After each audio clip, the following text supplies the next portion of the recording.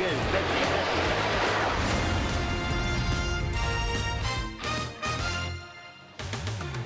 At Citi Field in New York, the New York Mets play the Washington Nationals. Tonight's broadcast is presented by Memorial Sloan Kettering Cancer Center. New York Mets baseball on SNY is brought to you by Memorial Sloan Kettering Cancer Center, dedicated to advancing cancer research, treatment, and care. More science, less fear. By GMC, see the pros at your local GMC dealer. GMC, we are professional grade. And by the Meadowlands. Tomorrow is harness racing's biggest night of the year when the Meadowlands hosts the Crawford Farms Meadowlands Pace. Post time is 6:35 p.m.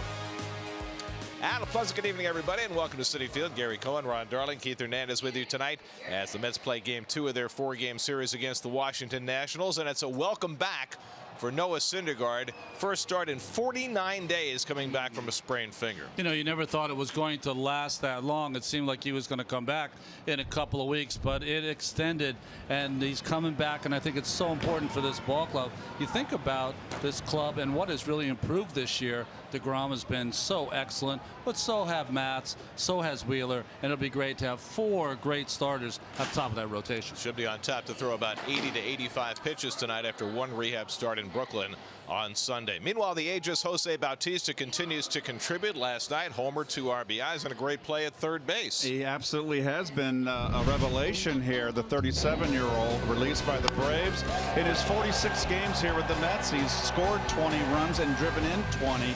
His on-base percentage of 3.99, almost 400, but he's also played a real versatile and sparkling defense, playing third base here, the nice play, and left field and right field. He's really been a plus for this ball club. And Bautista will be back at third base tonight for another go-round as the Mets look to get even in this series against the Nationals on a beautiful night in New York. It's the Mets and the Nats at Citi Field. All the action coming your way on SNY. That was good.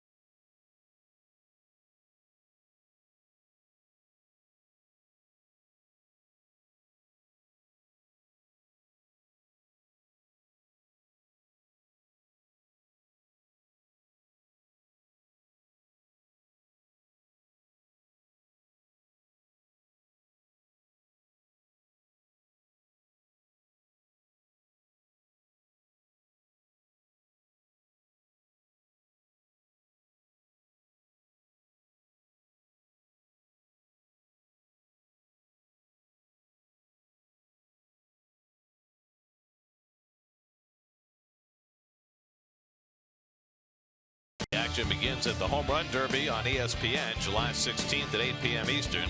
Then catch baseball's biggest stars at the 89th MLB All-Star Game July 17th on Fox. Coverage begins at 7:30 p.m. Join the New York Mets at Memorial Sloan Kettering Cancer Center as we team up to strike out cancer. Visit giving.mskcc.org/Mets to learn more about the K's for Cancer program and your chance to donate.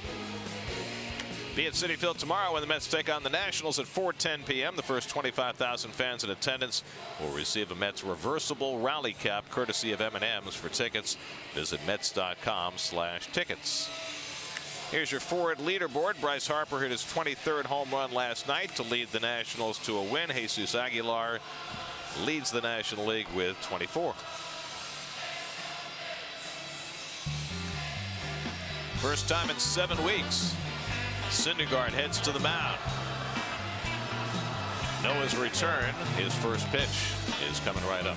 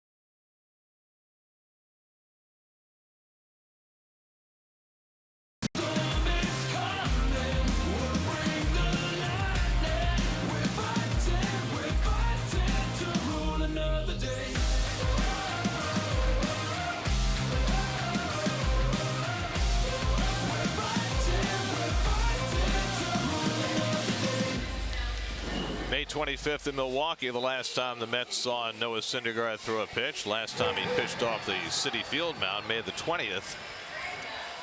And now he's back. They have had a little bit of a trim, but still the flowing blonde locks. That was interesting. You ran out there with an elastic band on his left hand, you know, one of those kind of bands that supports a charity.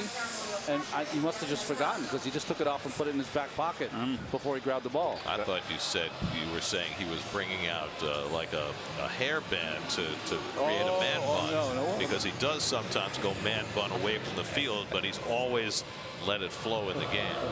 So the Toyota numbers 11 starts. That means he missed approximately 7 or 8 starts. His last 6 games against Washington have not gone well. ERA 6, but you know the to put it in perspective how many starts he's missed the last couple of years, in the missed starts in that same time, Jacob deGrom has made 50 more. Jeez. There's the Nationals starting lineup tonight. Adam Eaton, who has been hitting well since coming back from the disabled list, in there against the right-hander after sitting last night. In fact, 7 left-handed bats in the lineup tonight against Syndergaard. Jeez, what's with this Omen music here? It's like if I'm looking for Damien.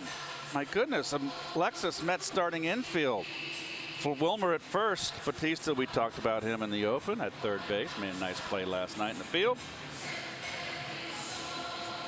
Dendecker getting some playing time here in center field, and we know we can go get it. Nimmo in right, Conforto in left, and let's move on to the ball game. You know, Gary said 80 to 85 pitches for Noah, so you know 5, if you're lucky, maybe 6 innings. Adam Eaton getting set to lead off for the Nationals and move back over 500 with their win last night. But it has been a rough stretch for Washington. They're 6-11 over their last 17 games. Syndergaard, of course, has some unhappy memories about facing the Nationals. It was against Washington last year in D.C. that he left the game with the torn lat muscle that cost him 2/3 of the season. Whoa.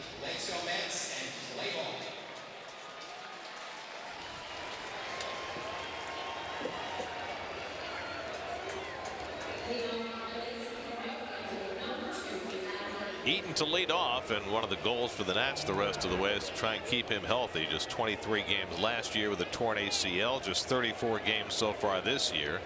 Remember, he hurt himself against the Mets down in D.C. earlier this year, wound up having ankle surgery to remove some cartilage. 25 games back, hitting over 300, and now Syndergaard back in his first pitch of the night. He is on the outside corner for a strike at a breezy 99 miles an hour. So both times Eaton has hurt himself against the Mets, both years.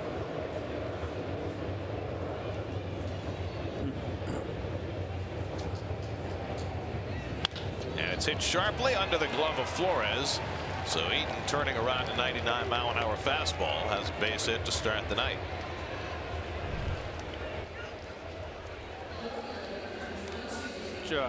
Oh, got a glove on it. Just ticked it. Eaton turning on that fastball upstairs. So an instant stolen base opportunity for the Nats against Syndergaard, who has given up better than an average of 1 stolen base per start in his major league career. And he is the only active pitcher who has 77 steals in 73 career games. And the Nats have been particularly cruel to him. They've stolen 11 in 12 tries. Well, that was Dusty Baker. And there goes Eaton. And no chance for Meseraulo. Airmails it into center field. Eaton didn't realize that the ball had gone past him, and he'll stay at second base. Well, that's that head first slide. If you do the pop-up slide, feet first, you'll see the ball into center field, and you'll get up and fly to third. Instead, it's like, which way did he go, George? Just the second stolen base of the year for Eaton. Boy, what a great jump he got.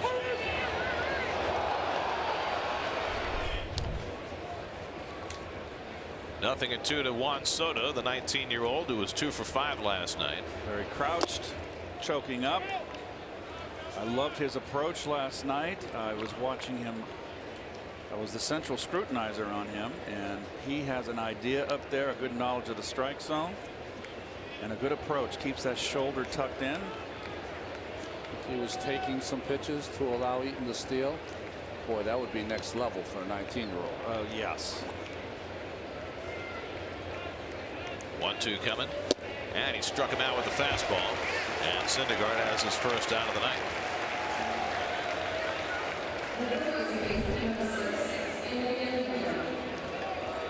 Little sink action there, got under his bat.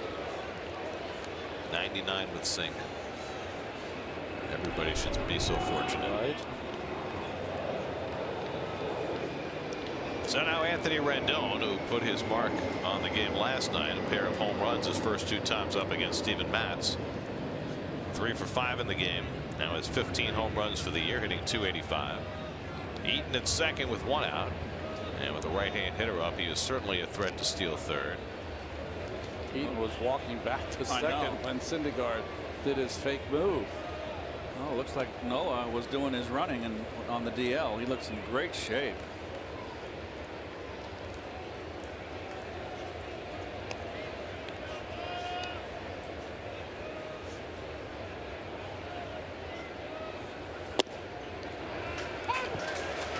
Consistently at 99 in the first inning, and strike to Rendon.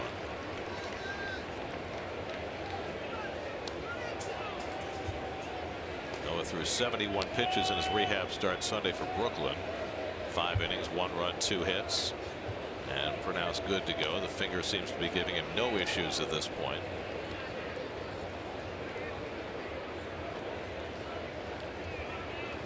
That's lined toward the middle, picked off by Cabrera, and then he dives to the bag to turn the double play. Nice change of direction by his dribble for the unassisted double play that ends the inning. And Eaton never even got down to slide. That gets Syndergaard through the top of the first.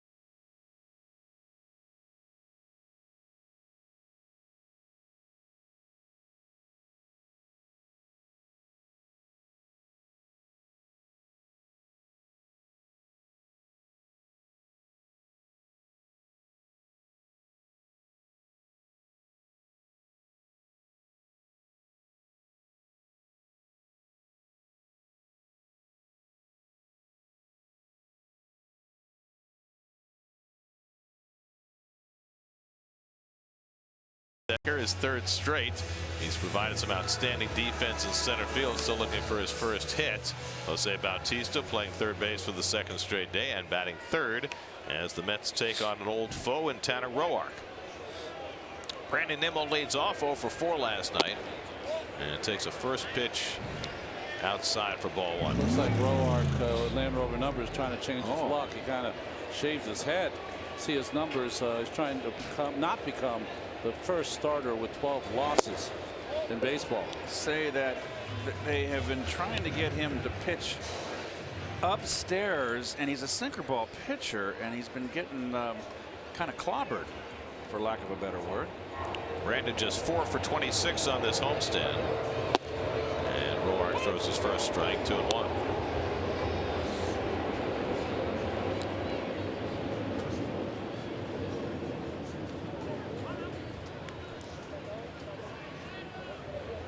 Roark's third start against the Mets already this year. And he leaves that one away. 2-2 to Nimmo.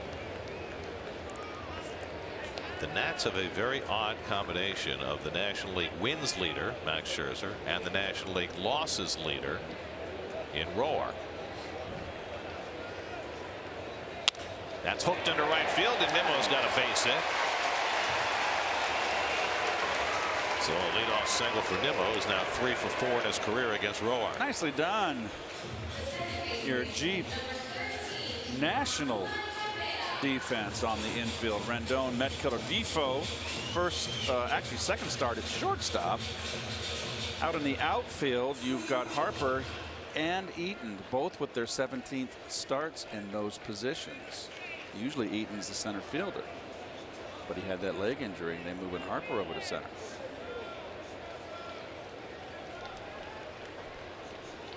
Here's Cabrera, who homered last night, also doubled as he continues his fine season. 17 home runs now, and he pops one foul. Most home runs a Met second baseman has ever had before the All-Star break. But I would warn you, you're hearing a lot about most ever before the All-Star break in baseball this year.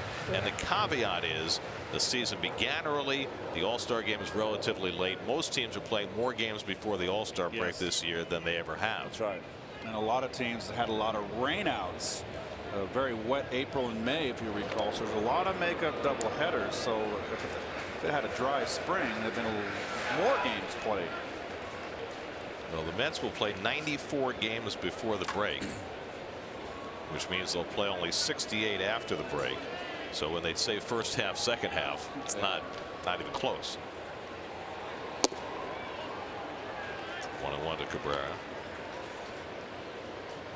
And that's what he's done lately after that. What was it, a 4 for 40 stretch he went through that was really his only down period of the year. And he popped right back up like a rock'em sock'em robot. Uppercut. I'm in the red. Uppercut. He knocked his block off. You know, the thing about the Nationals, the reason they haven't gotten any consistency has really been their starting pitching. Roark and Gio have not been good for Dave Martinez. Roark is a guy that's won 15, 16, 13 games in a season. And now we're talking about him, if he loses tonight, losing his 12th. Well, it really exemplifies how much they've missed Steven Strasburg, who's making his second rehab start. Swinging a miss by Cabrera, 1-2. Scherzer's been fine, right? Yeah. Since Strasburg went down. Scherzer's only 2-4, but he's 3.26. But look what the rest of the starters have done since Strasburg went out. And Roark's a big piece of that. So Strasburg's throwing in a rehab game on Sunday. He'll be back after the All-Star break. That's going to go to a first-time starter tomorrow. Austin Voth makes his major league debut in tomorrow's game. Tap toward the middle, and that's a base hit. Nimmo around second. He'll go first to third. Harper will throw to second base. And the Mets have runners to the corners with nobody out. Two kind of lunging base hits by the Mets. So Roark not doing enough against the left-handers inside. That ball's outside.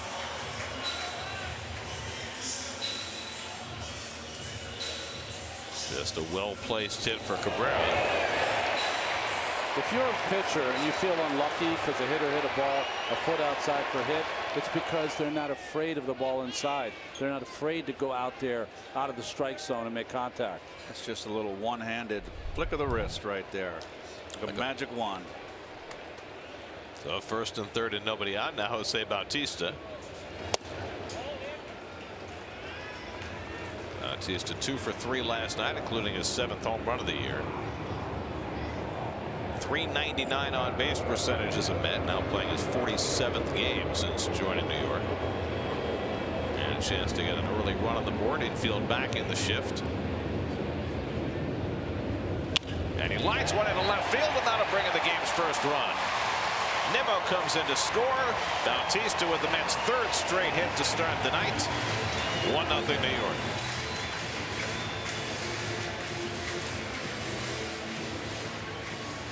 Very nice job in the open, Keith. Well, he just continues to rip. He loves that ball inside. He opens up. What? Nimmo left your screen. Beautiful base running right there. Line drive. Not sure it's going to be a line drive at the third baseman if it's high enough. Well done, Brandon. So Roark, who is really greeted rudely tonight. Last 5 starts, Roark 0-4, 8.53, and the Mets get an instant run. Still nobody out. Now Conforto. Michael was 1 for 3 last night, batting with 2 on and nobody out.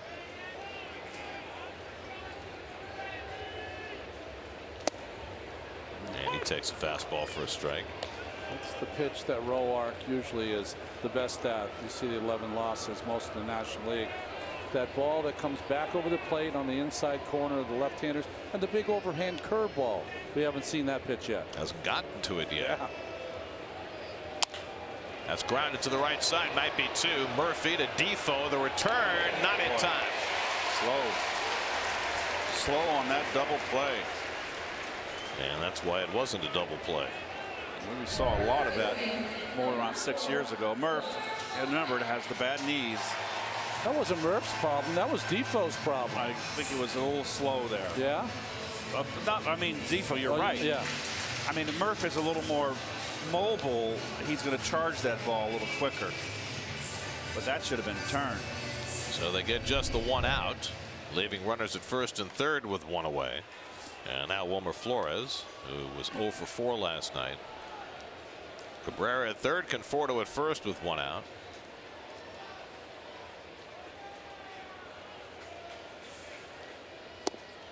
And Wilmer takes the fastball outside, ball one. By the way, we mentioned Scherzer most wins in the league, Roark most losses in the league. Last time a team finished a full season with the wins leader and the loss leader in their league, the 1988 Minnesota Twins. Frank Viola won 24, Bert Blyleven lost 17. Skied to left, not all that deep. Soto moving in a few strides. Cabrera is going to tag at third, and he's going to come. Here comes the throw by Soto on a hop, not in time, and down to second base goes Conforto. Sacrifice fly by Flores makes it 2-0 New York. Well, 30th RBI for Wilmer.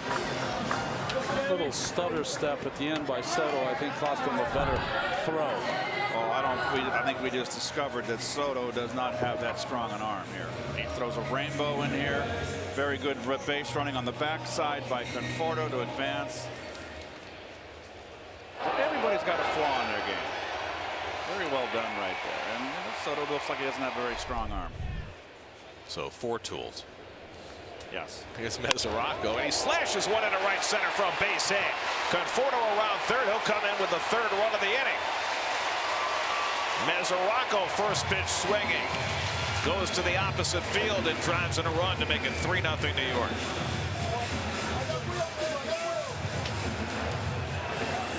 Well, a very costly missed cutoff man. Sets up Conforto, the RBI base hit by Mesoraco going the other way. That's what I want to see Mesoraco do more of.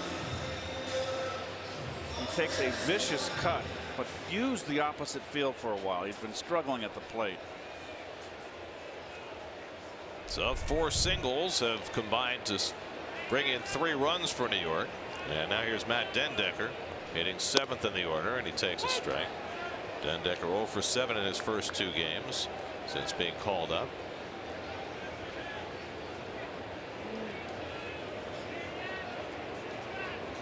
Second tour of duty with the Mets for the former Met, former National. And there's the changeup by Roark, and it's 0-2. It looks like Roark, Ronnie, has lost that bite on his Zip. sinker. Yeah. And it's more of an airplane on a bank. Yeah. You know, and it's easier for a hitter to track that kind of lazy sink.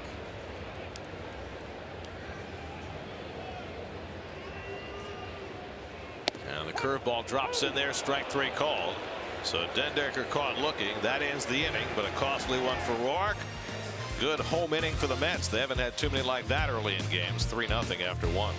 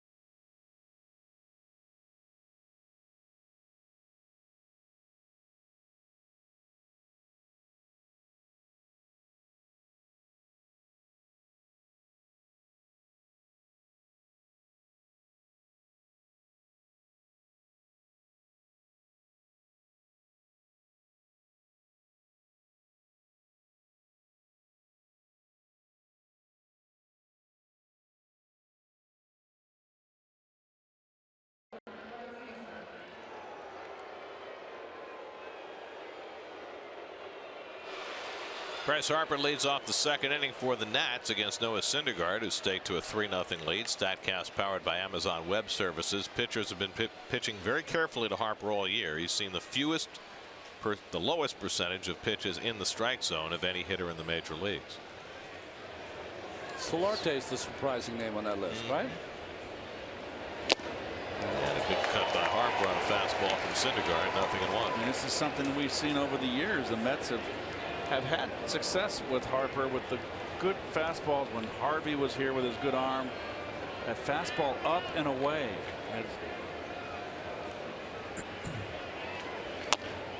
Chopped slowly, and he'll allow himself an infield hit with Bautista playing so far off the line. Change up from Syndergaard, and Harper has the Nats' second hit. He'll take it. Didn't mean to.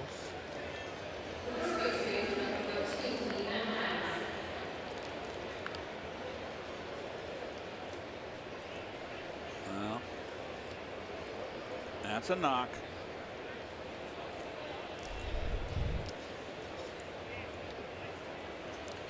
So a leadoff hit for the second straight inning for Washington. And now Matt Adams. Adams appeared as a pinch hitter last night. He was out with a broken finger for about 3 weeks. 8 games since his return. He's hitting .321. It's been a godsend for the Nats with the absence of Ryan Zimmerman for the last 2 months with an oblique injury.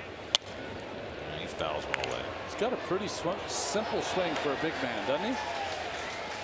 Well, remember last year the Cardinals traded Adams to the Braves, and he got off to such a hot start in Atlanta that for a while the Braves moved Freddie Freeman to third base just to accommodate Adams' bat in the lineup.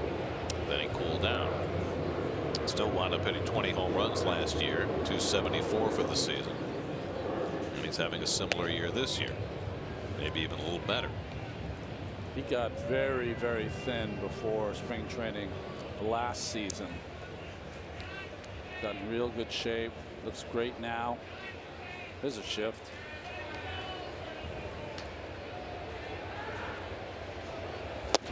There's a good changeup by Syndergaard. 1-2. He got the big home run in the playoffs against Kershaw. Hanging hook. Boy, that had some movement on it, doesn't it?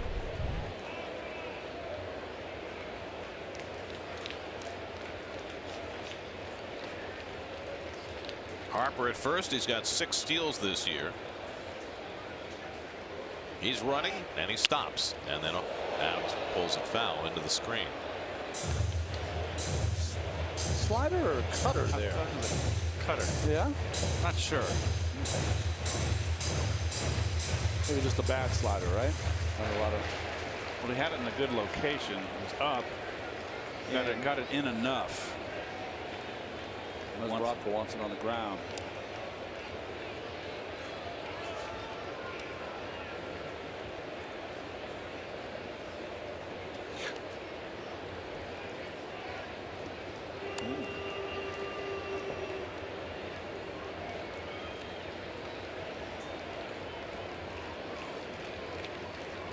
And Adams goes down to the curveball for the first down. Second strikeout for Syndergaard. Didn't quite get it on the ground, but it was snappy enough. I mean, well placed. That ball starts in the strike zone, ends up out of the strike zone. It's exactly what you're trying to do to a hitter. So 1 out and 1 on. Now Daniel Murphy. Murphy was on base 3 times last night with a single and 2 walks. Up to 256 now after an extremely slow start coming back from off-season knee surgery. What the best part of Murph's game last night was his fielding. He had 3 or 4 terrific plays, a couple where he really had to move quite a bit. Yeah, he really did. Diving play.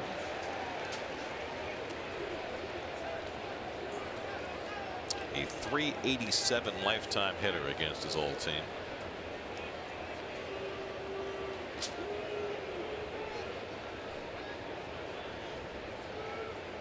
There goes Harper, and Murphy pulls one foul. Of all former Mets who've had at least 100 at bats against their old team, Murph has the highest batting average of any of them.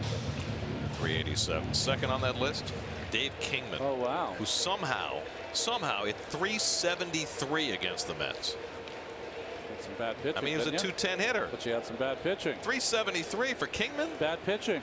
35 RBIs for Murphy. He was motivated. I guess. 0-2, and he pops one up. Shallow left center. And in comes Conforto to get it. 2 out. By the way, third on that list after Murph and Kingman, Claudell Washington. Oh. Hit 330 against the Mets. Claudell was a nice player. I saw Claudell almost take Roger McDowell off the over the scoreboard at Shea Stadium. Almost over it. I mean, so incredibly physically talented. A guy, Claudell, who I don't think he played high school baseball. I don't think he played baseball at all. Right, and he originally with the Oakland A's. Right. He was with the Braves for a while. Yep. Is Matt Wieters catching back-to-back games, just his 4th game off the disabled list after missing 2 months with a hamstring injury that required surgery. Claudell Washington had those shoulders like he left the hanger in. Yep, right. His shirt. Coat hanger shoulders. What a great arm, too. Everything.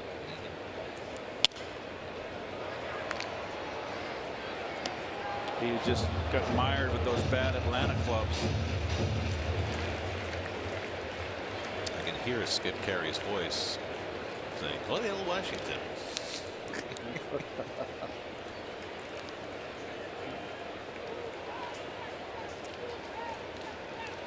Back in the Superstation days. He was on that 82 team, though, when they were good. That's when they were trying to sell the Braves as America's team, remember? Braves and the Dallas Cowboys. Yeah, it was a copycat of the Cowboys. Well, but they were. I mean, at a time when you got your hometown team and no others, then along came the Braves, who you could see everywhere. 1-1 to Wieters. Pulled on the ground into the shift. And Cabrera throws him out. And so Syndergaard works around the leadoff infield hit. 3-0 Mets in the second. Memorial Sloan Kettering Cancer Center is a proud partner of SNY. Let's see how MSK helped Jack beat his cancer.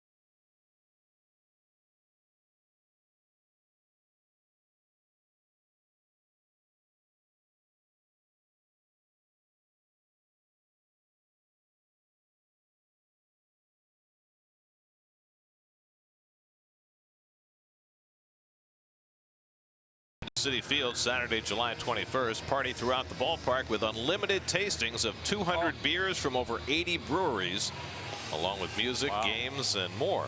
Grab your tickets now at nybeerfest.com. This is an event you will not want to miss. Take mass transit. And Met fans, don't go. Do not go overboard on the partying on the Beer Fest. Mass transit, 7 train. Come on, bro. You're good. 3-0 New York as we go to the bottom of the second. And Ahmed Rosario will lead off against Tanner Roark, who got pecked for 3 runs in the first inning. Only the 4th time all season the Mets have scored 3 or more runs in the first inning. And you're not going to believe this, although maybe this being this year you might. All 3 prior times the Mets scored 3 or more in the first inning, they lost the game. 4th time's the charm. Well, not tonight. Add on. There you go. There's Rosario. 6 for 14 on this homestand. Did not start last night against Max Scherzer. Came off the bench for an at bat. In fact, ended the game on a double play ball. Unscathed. Hit well to center field. Harper going back. It's over his head and off the wall. Harper plays the carom. Rosario's going to try for 3. And he will make it safely. That was a heck of a throw by Harper. But Rosario beats it anyway for his 5th triple of the year and his 3rd on this homestand. Well, he continues to rip. This one's deep, the deepest part of the ballpark. I want to see what Harper does here.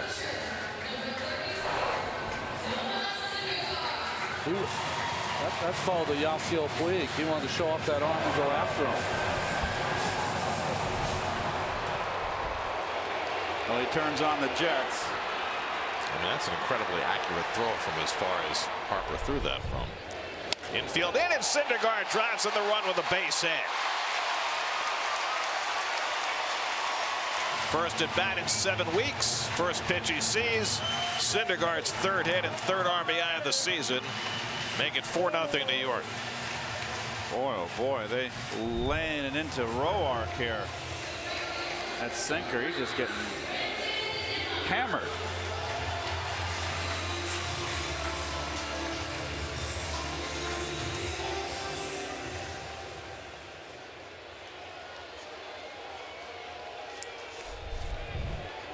So first time through the batting order, the Mets pile up 6 hits. And here's Nimmo, who had a base hit to start the whole thing in the 1st inning.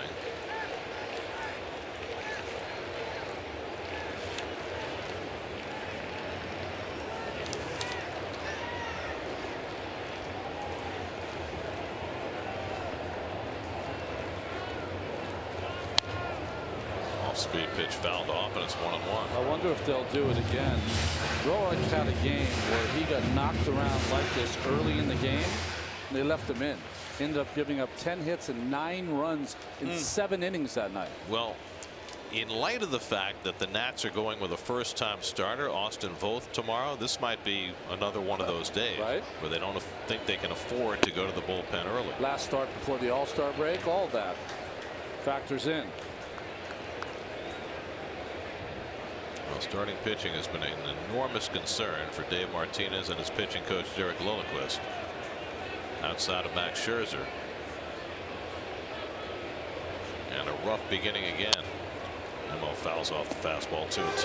Well, I've said this before. If you are a guy who lives on the knees, and that is where your strength is, where Roark is, and the analytics start to take you up in the strike zone because you're looking for some punch outs, you end up in the middle of the plate all the time.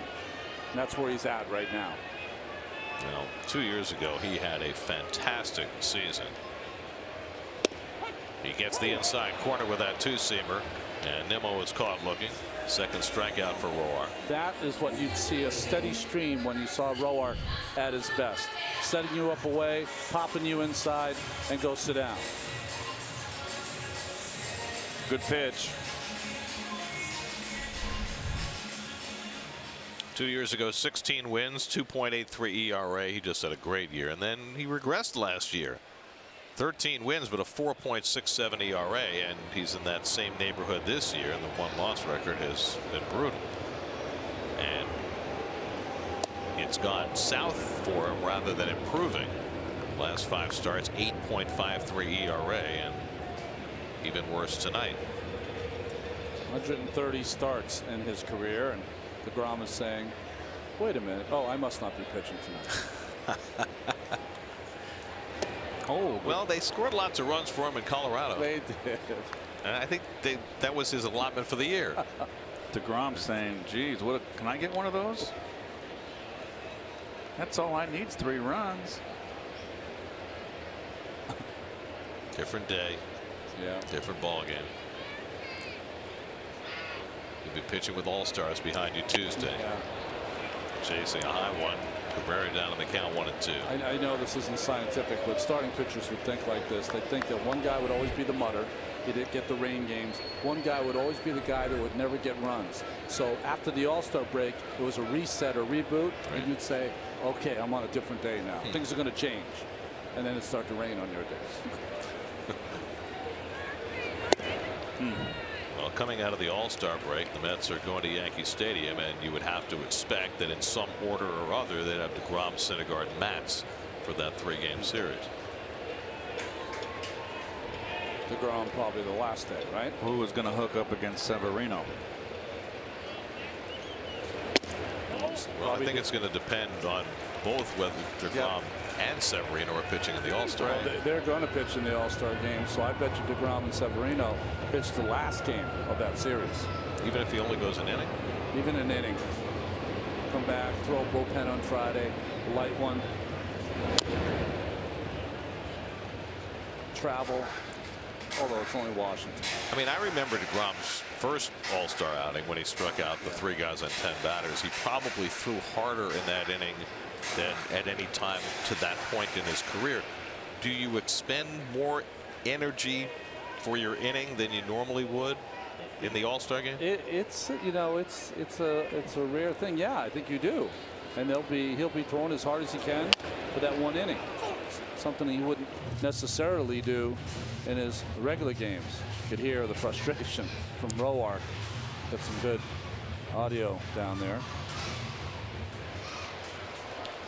What, we have microphones embedded in the mound now? We have them everywhere. Oh. Big brother is watching and listening. Mr. Orwell was right. 8th pitch of the at bat to Cabrera, and it's inside, ball 4. First walk given up by Roark, and the Mets have 2 men on for Bautista. This home plate umpire, young home plate umpire John Lipka, been very, very good so far. First time we've seen him behind the plate. Alan Porter, Marvin Hudson, and the crew chief Bill Miller joining young Mr. Lipka.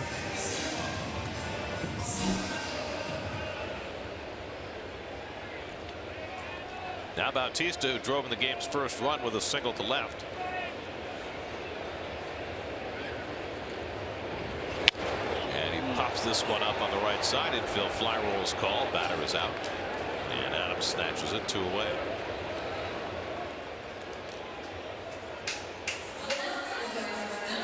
Oh. Jerry, when did they start calling the infield fly rule? You know, when it first came into existence? I don't know. Do you know? I bet you it was inserted early. Yeah. I mean, people would play. It had to be one of those. People figured it out quickly. Right. I mean, if you're the defensive team and there's no infield fly rule, you would just let the pop-up drop, and you could probably get 2 outs easily every time. Triple play if someone Well, doesn't run out. batter's got to run, Yeah. but you could, presumably get forced plays on the runner at first and the runner at second, and I don't know how early in baseball's existence it was inserted, but as Keith said, it would have to have been really early. Someone will tweet us, text us. Olbermann. Yeah. Oh, he knows it Come off the on, top KO. of his No, head. he's got to take care Come of on, his chihuahua. KO. Let's go, KO. Good curveball by Roark, and it's 0-2 to Conforto. Let me see if he's emailed. Has he got his chihuahua with him?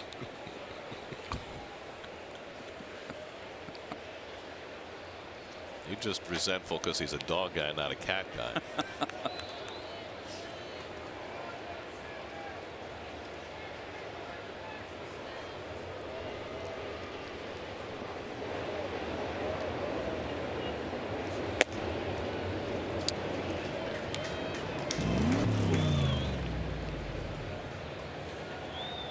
Folks, does that noise scare you at home like it just jolted me? I mean, does that?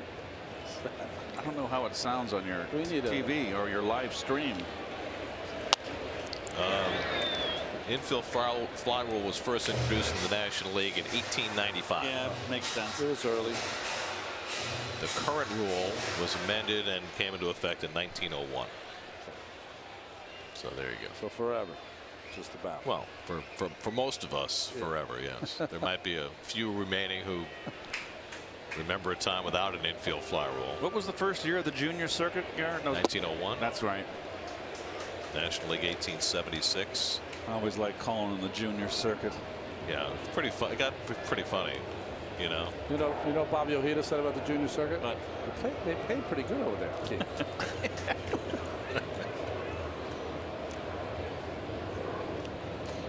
22 pitches in the inning for Roark. And Conforto goes down on the changeup to end the inning, his third strikeout. But the Mets tack on a run, driven in by Syndergaard, who now has a 4-0 lead going to the third.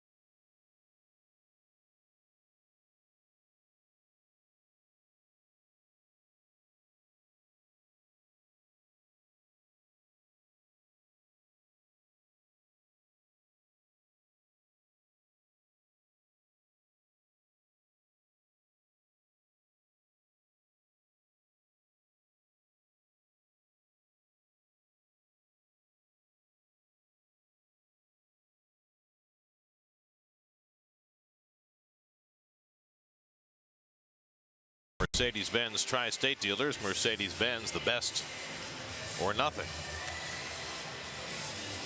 Doug Williams and SNY MLB insider Andy Martino go in depth on Mickey Callaway's managing, plus the latest on the GM search, including the chances John Ricco has of securing the job. On the latest Shea Anything podcast, search Shea Anything and subscribe wherever you listen to your podcast. Do we steal this shot? This is the shot that they opened billions with, Keith. That's right. And Kurt's, I see Kurt's office. Where's Kurt? Why, you heard the word billions and you want to renegotiate? Is he in Bermuda? I heard he's on vacation.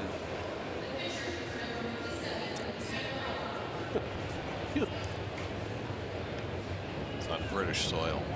You might get another call for that one. I'm telling you what, he's got the life.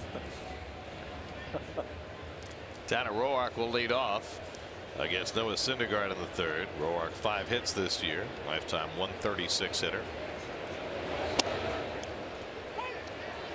Syndergaard has done it with a minimum of effort so far. 21 pitches in the first 2 innings.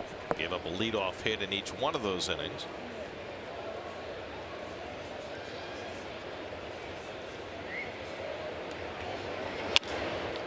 Flare down the right field line, and it lands fair. And Roark has a hit, and it pops over the railing. It stays in play, though, and Roark's going to have a chance for 3 bases. A triple for Tanner Roark on a ball that just crawled along the wall but did not go out of play. Well, he stayed level here and gets a little flare. Oh, that's a tough one. And Nemo just assumed that ball was going to bounce over the wall, but it never did. And Roark has his first career triple. I don't know how it bounced and came the other way. And Roark, he's sucking some wind right now. Still a triple. Watch this. It crawls up the wall. It climbs. Look at this. Oh, you know what it hit? Yeah. The padding and the cement. There's a little, the cement's a little higher. Hit right in there and then bounced out. Mickey Callaway's out to talk to Alan Porter, the first base umpire, but not challenging the call. Not sure what the discussion was, but it's in a spot where Mickey can't see it live because he is screened because of that that jutting of the stands. Emily had to get out of the way. Emily.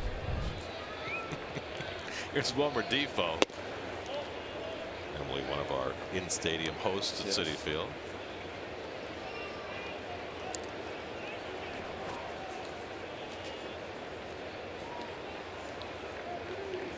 Bill Miller, the crew chief, working at third base. And now 2-0 to Defoe, is playing shortstop tonight with Trey Turner getting the night off. Seeing 2 triples by Rosario to the left field, and the world's shortest triple tonight. And maybe the world's slowest triple. The greatest. I mean, I'd like to see the StatCast information on Roark's first to third jaunt. I mean, right? It's got to be right down there with Leiter's triple. I never saw Leiter's triple, but you told me about it. Kind of meandered around the bases. Well, he doesn't appear winded. Looks like I'm losing 4-0. I'm turning the O on.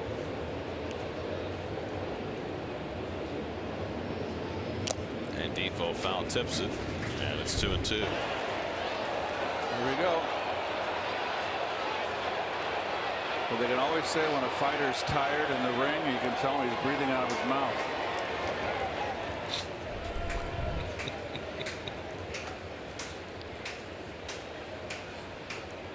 Well, they always say, act like you've been there before.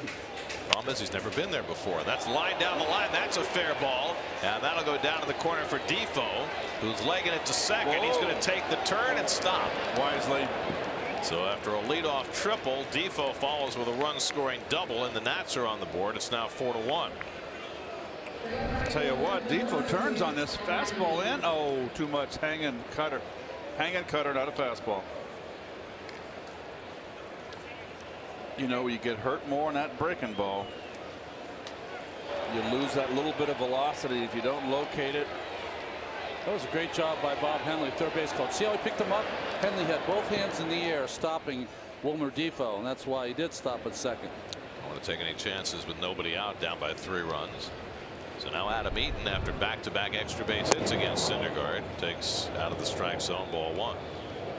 Defoe's a good little player, right? Off your bench, play a lot of versatile, play a lot of positions. Got to play a lot last year with all the injuries the Nats had. And he's played a lot this year. Played most of the second base while Murph was out once Howie Kendrick went down.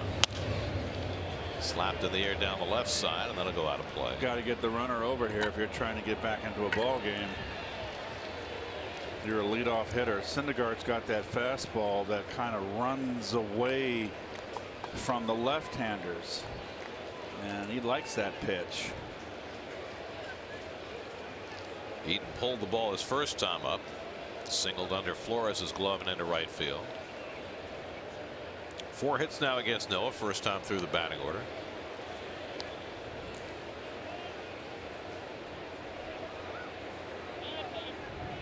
Whoa. Oh, it's a balk. That's a balk. That's a balk. There was no time. No time. No time was requested by Eaton. And the home plate umpire Libka saying. But he didn't call it. He didn't call it. You can go out and moan right here, Dave.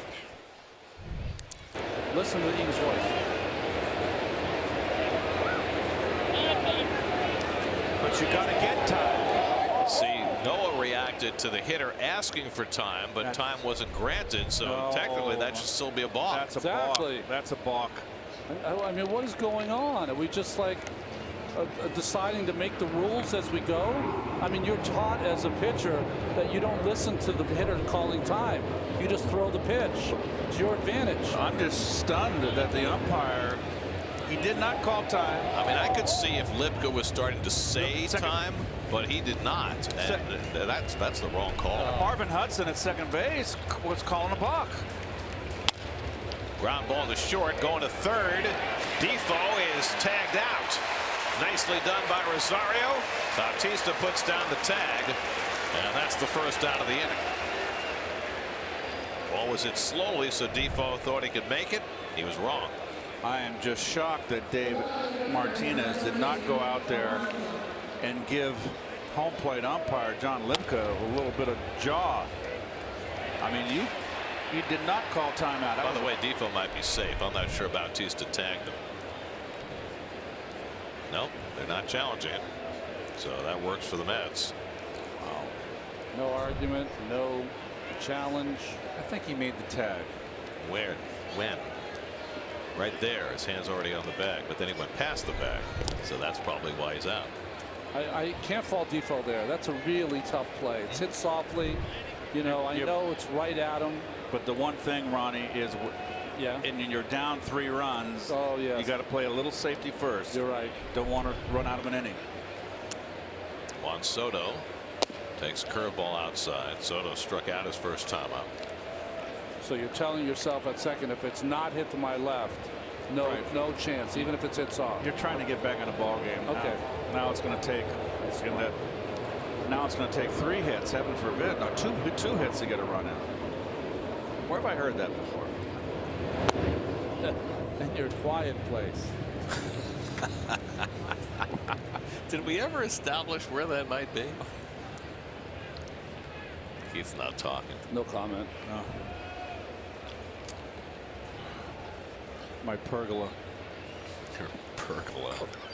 Your purgatory. 2-0 to Soto with Rendon on deck. And a half swing. He went around. A good changeup by Syndergaard. 2-1.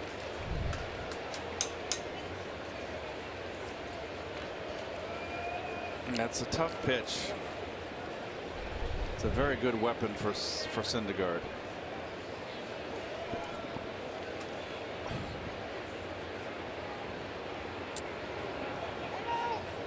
And that time Lipka granted time. Vocally. So someone's got to with his motion. Someone's got to tell Mr. Lipka that you didn't call timeout, so that's a balk. Well, the rest of the umpires, they should have got together. Martinez should have come out of the dugout. I'm shocked that Dave Martinez didn't come out. That's a knee-high strike. 2-2. I've never had an umpire. I've never seen an umpire do that. I mean, I said it before. You're taught as a pitcher that unless time is called, you go through with it, because sometimes you can have an advantage. Guys trying to call time or step out, you can get a free strike.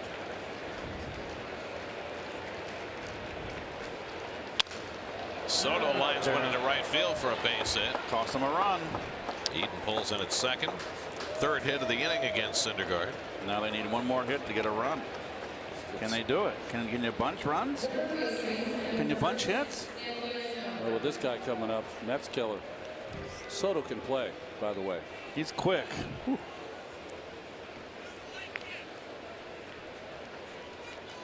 Rendon hit a soft liner toward the middle.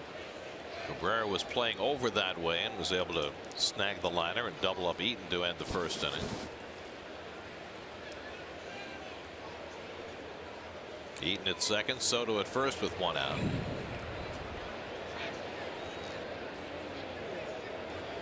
And it's popped up. Infield fly rule will be called. Batter is out.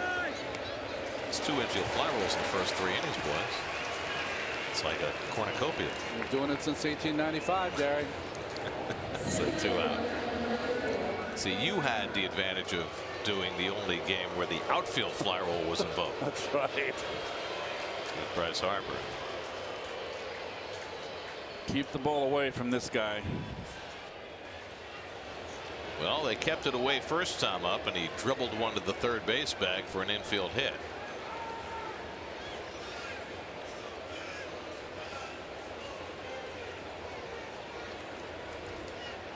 Soto taking his lead at first base here.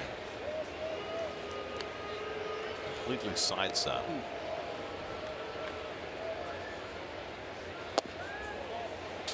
Why would you take the lead that way?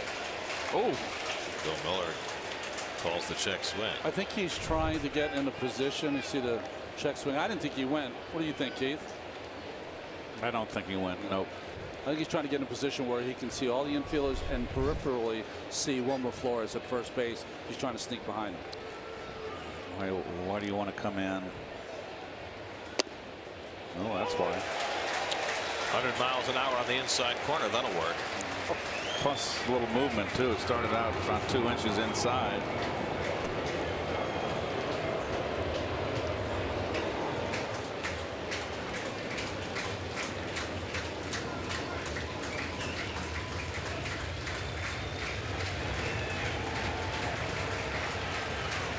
0-2 to Harper.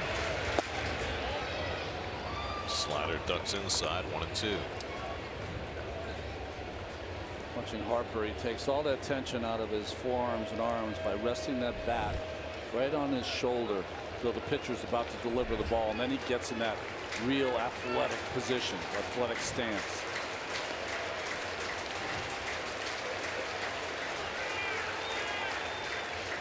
One-two coming. Struck him out. Nasty slider by Syndergaard to get Harper to end the inning. And the Nats are held to just 1 run after Tanner Roark got it started with a triple. Syndergaard ends it with a strikeout. 4-1.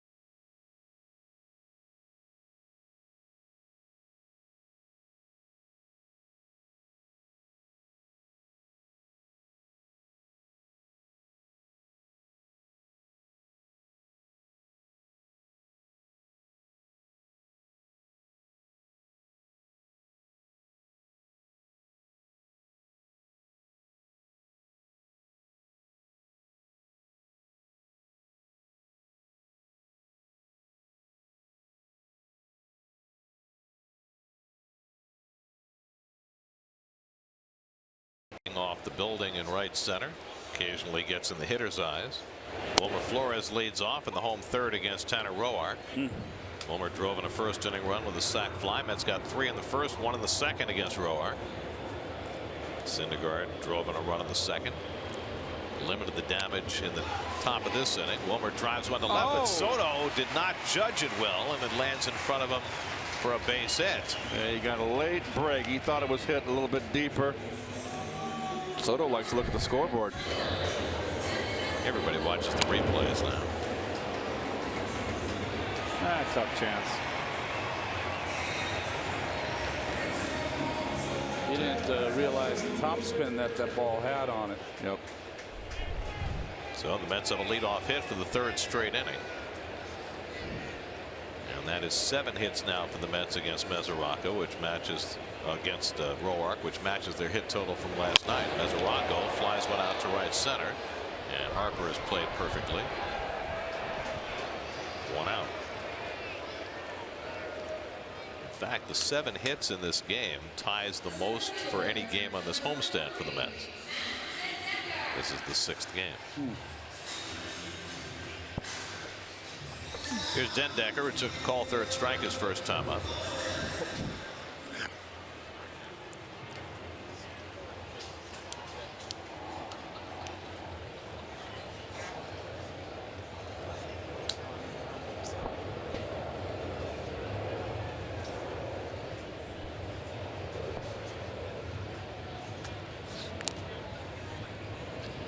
Well, mum's the word for Mr. Dendecker. Ooh.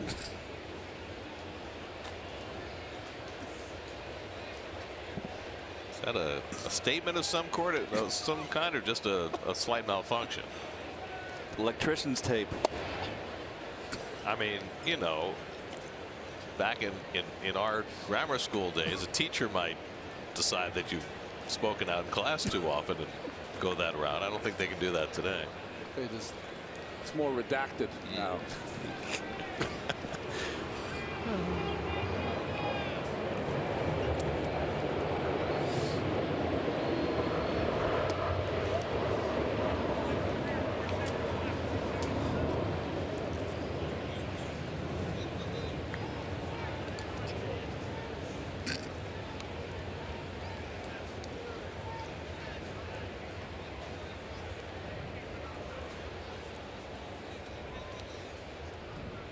Flores at first and 1 out. 1-1 to Den Decker.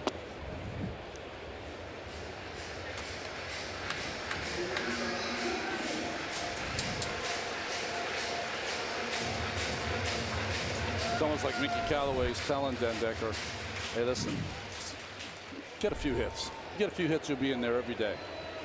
It was very interesting to hear Mickey talking about the kind of team he'd like to see constructed before the game today, because he was singing Den Decker's praises for his defense. Yes. And he was asked a question about his starting pitching, and the premise of the question was, you've had great starting pitching this year.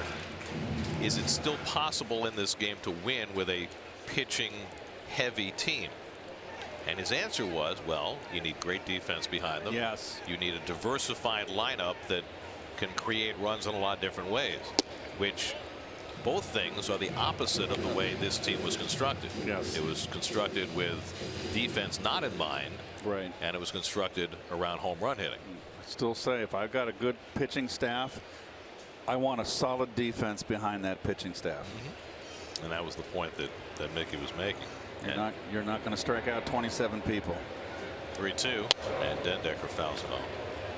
You know, Den Decker's been around now, and he's had some chances, and he's very athletic, and I've always liked him. He hustles, he's got good speed. He just needs to get that bat out working.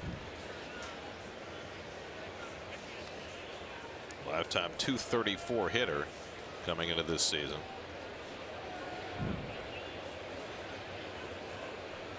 Again, the 3-2, and he got him looking. A fastball on the inside corner again. It's been the best weapon for Roar. That's his 4th strikeout. Best weapon against the left-handers, Gary. He's got that movement where he starts at 3. You know, that ball starts like 4 inches inside and then breaks out over the inside corner, freezes the hitter. Spectrum high-speed pitch. It's not much of a competition tonight. Sorry, Tanner. Oh, but nothing to be ashamed of. Every night against Syndergaard. Not everybody can throw 100 miles an hour, even though the guns are trying to tell us that. Cindy does.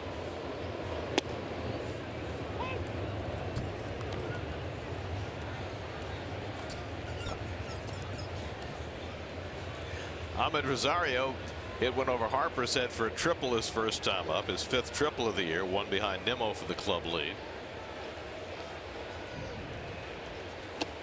And he has to jump back and does a little handstand. Somebody caught a nice still photo of that. Oh, let's get you to move a little bit. No, it's the end part. Yeah. This part. Oh, look at that. Yeah. Handstand.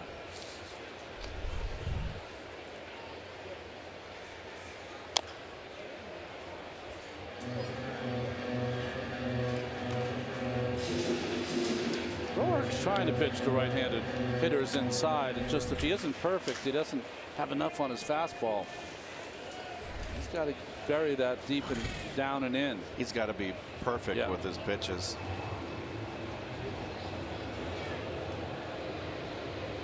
One-two coming, and the curveball tapped slowly. Murphy waiting on it, and that retires the side. Leadoff single, but Flores does not advance.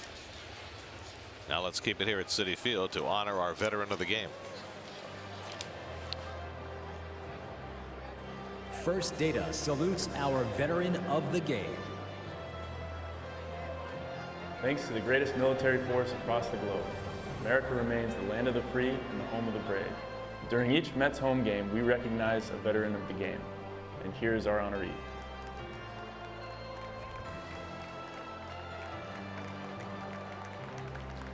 Colonel Lee Reynolds of the United States Army served our country for 30 years, including deployments in support of Operations Iraqi Freedom and Enduring Freedom. He is the recipient of the Bronze Star and Legion of Merit. And here he is, our Mets veteran of the game, New York native and lifelong Mets fan, Lee Reynolds. Presenting Lee with an American flag that has flown over Citi Field is Mets pitcher Zach Wheeler.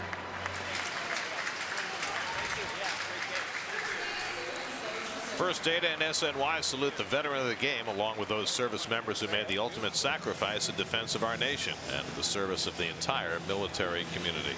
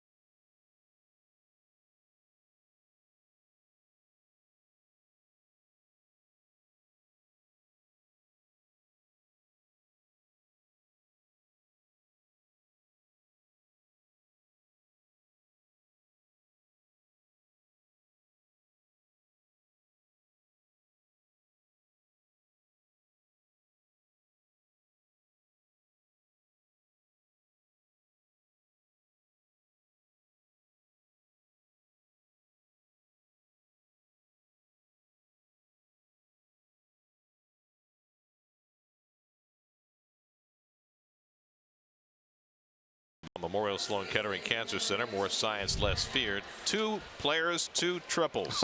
Ahmed Rosario, Tanner Roark. They are superimposed on top of one another. You watch. Oh, this is great. It's Rosario by half a base. Rosario by 3/4 of a base. All you kids that read The Tortoise and the Hare, there you go. I thought the Tortoise was supposed to win. Well, they haven't scored yet. Here's Matt Adams leading off in the 4th. Well, Roark may not have gotten there quickly, but he's the first Nats pitcher with a triple since 2007. Joel Hanrahan, the last Nats pitcher to triple. He was a reliever, wasn't he? A closer? Yeah. He had that splitter. Came up as a starter and then had some success as a closer. There's the shift. Adams struck out his first time up. And he launches one foul. That would have make the upper deck. Wow. Halfway up the promenade. Almost a Mike Laga. Not too many people up there scrambling for foul balls in the course of a game.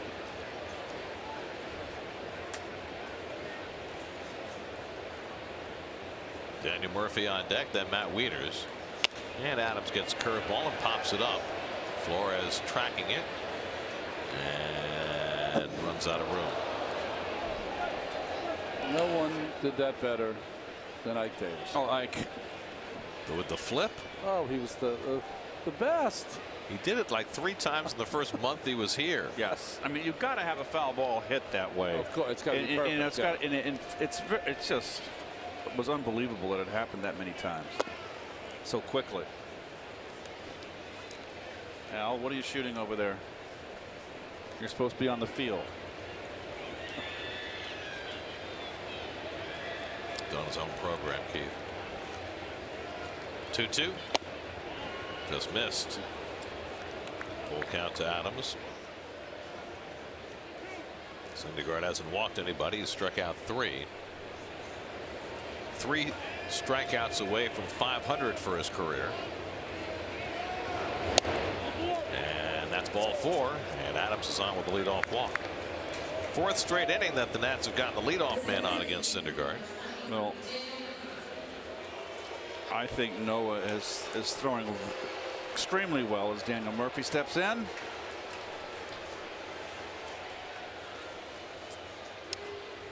Tell me if I'm wrong. He's not as mechanical in his motion as he was before he went in the deal. Yeah, not as mechanical, and also I think he's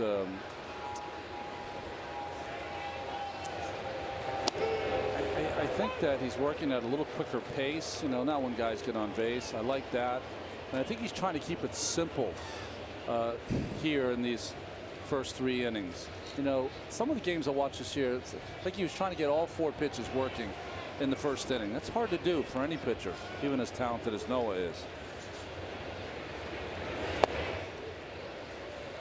Well, there have also been times when it felt like he was trying to strike out the world. Yes. Yeah, well, And he'll obviously be better served getting some quicker outs. He looks just a little more fluid in his delivery to me. Murphy flied to left his first time up. Oh, And keeping it in on him. and there's Murph with the talk. listen, he says, "Aye."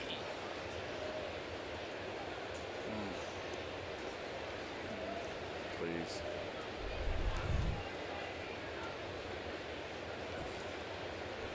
"2-1." I think Murph's got to look away here, right? And he takes a strike. Boy, that's some paint right there. That is on the black outside corner. There's no black on the plate anymore. But look at the knees. That is just, I mean, 2-1. Do you want to just spit on that pitch? Yeah. Nice job by Mesoraco with the frame. To swing at it, it's probably a double play ball. 2-2. Upstairs and a full count to Murph. Second straight full count for Syndergaard. Keep in mind he's probably going to be capped at 80 or 85 pitches tonight, so each long at bat makes that more problematic. And Mesoraco out for a visit first of the night.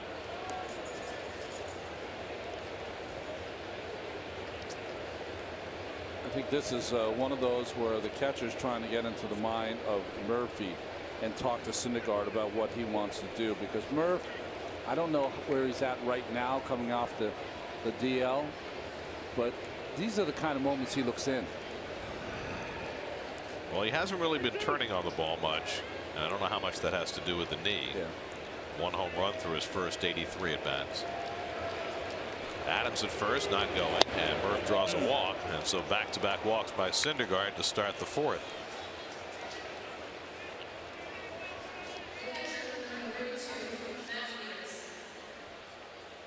So Noah has issued his first 2 walks of the night, and now Matt Wieters, who grounded out his first time up. He got the 7, 8, and 9 hitters coming up, working with a 4-1 lead.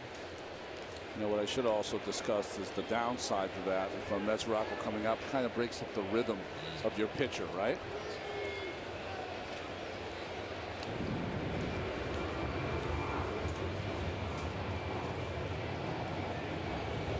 And Wieters flies one out to left. Conforto toward the line, and Wieters retired 1 out.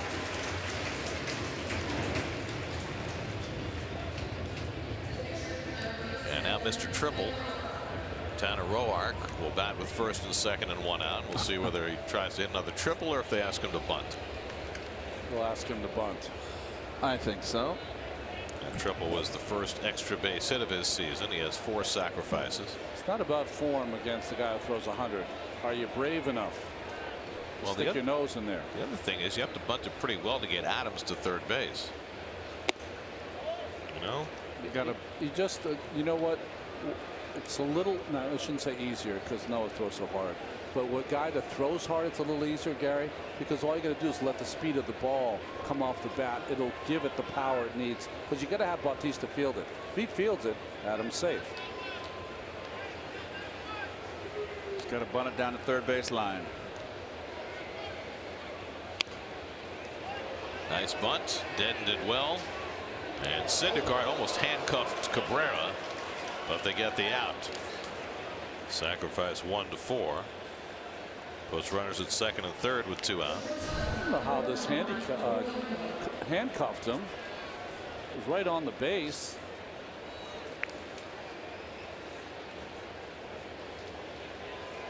Really? Right? It just wasn't ready. Did his foot slip on the base? Maybe. Is that what happened? Maybe that's what happened.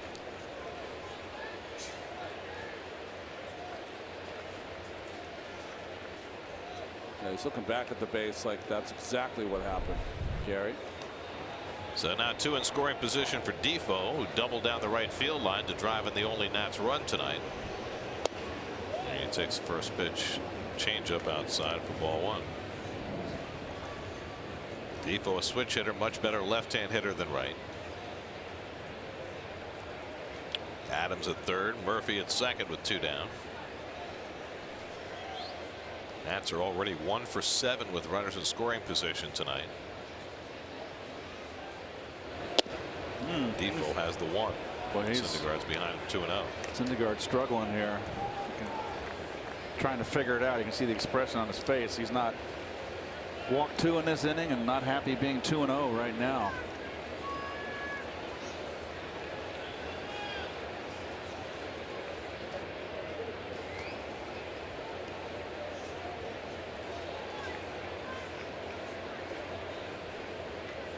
And Defoe pops one foul. 2-1.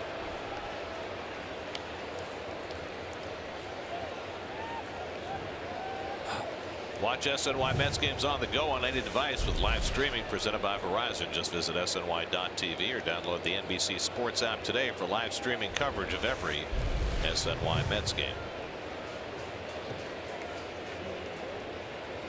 Defoe choking up just a little bit.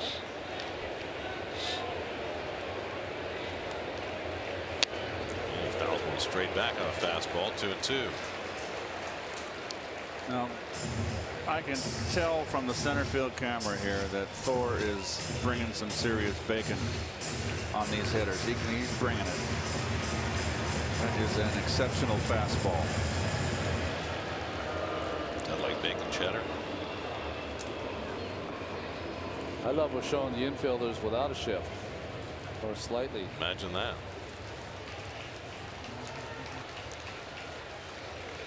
Two and 2 to Defoe. And he pops one up, shallow left. In comes Conforto, side retired. Syndergaard works the first 2 in the inning, works around it. They go to the bottom of the 4th, still 4-1 New York.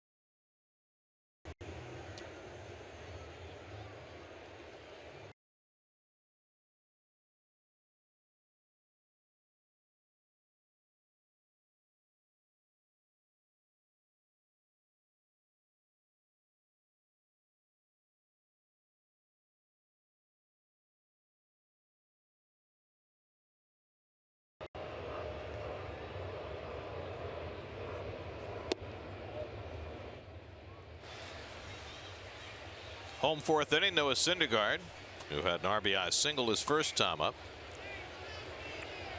facing Tanner Roark.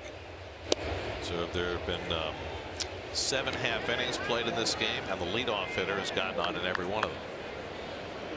Syndergaard trying to keep that up. Picked up his 3rd hit, 3rd RBI of the season, and a good curveball by Roark. 1-2. Syndergaard's runners in scoring position. They're 1 for 8.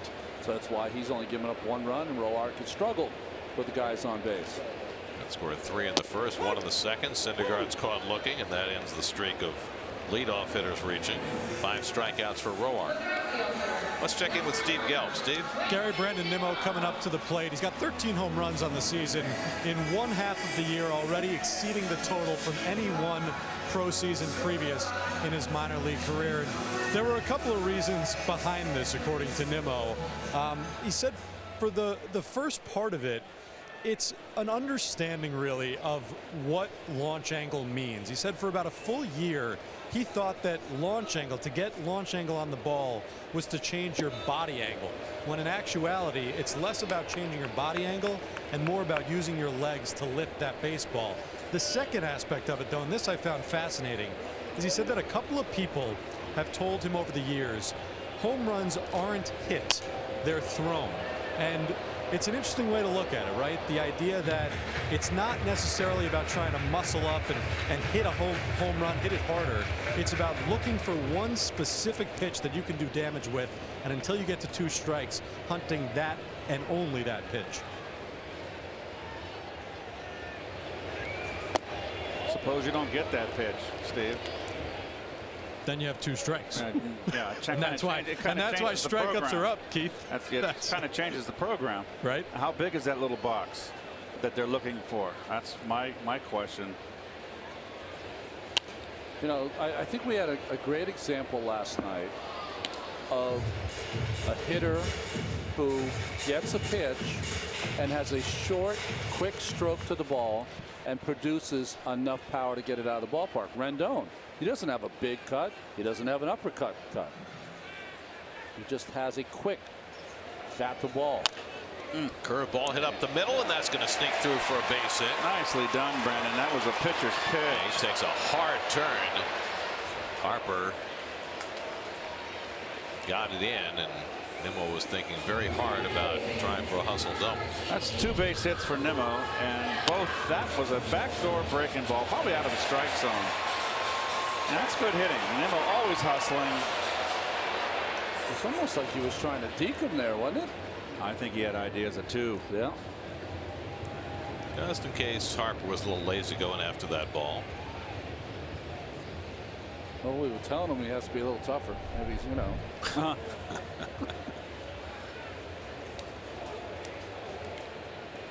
Here's Cabrera, who's been on base twice with a single and a walk.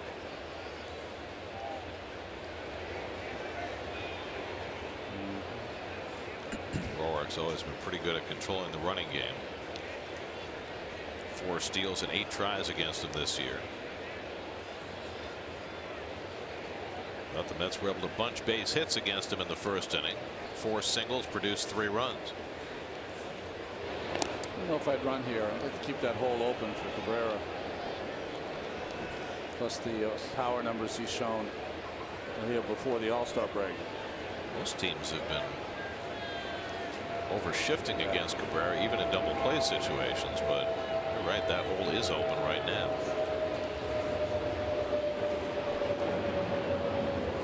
Or 6-1 away, ball 1. Got to know your pitcher. There's a guy who throws a lot of pitches inside, throws a lot of changeups and breaking balls, which you can pull.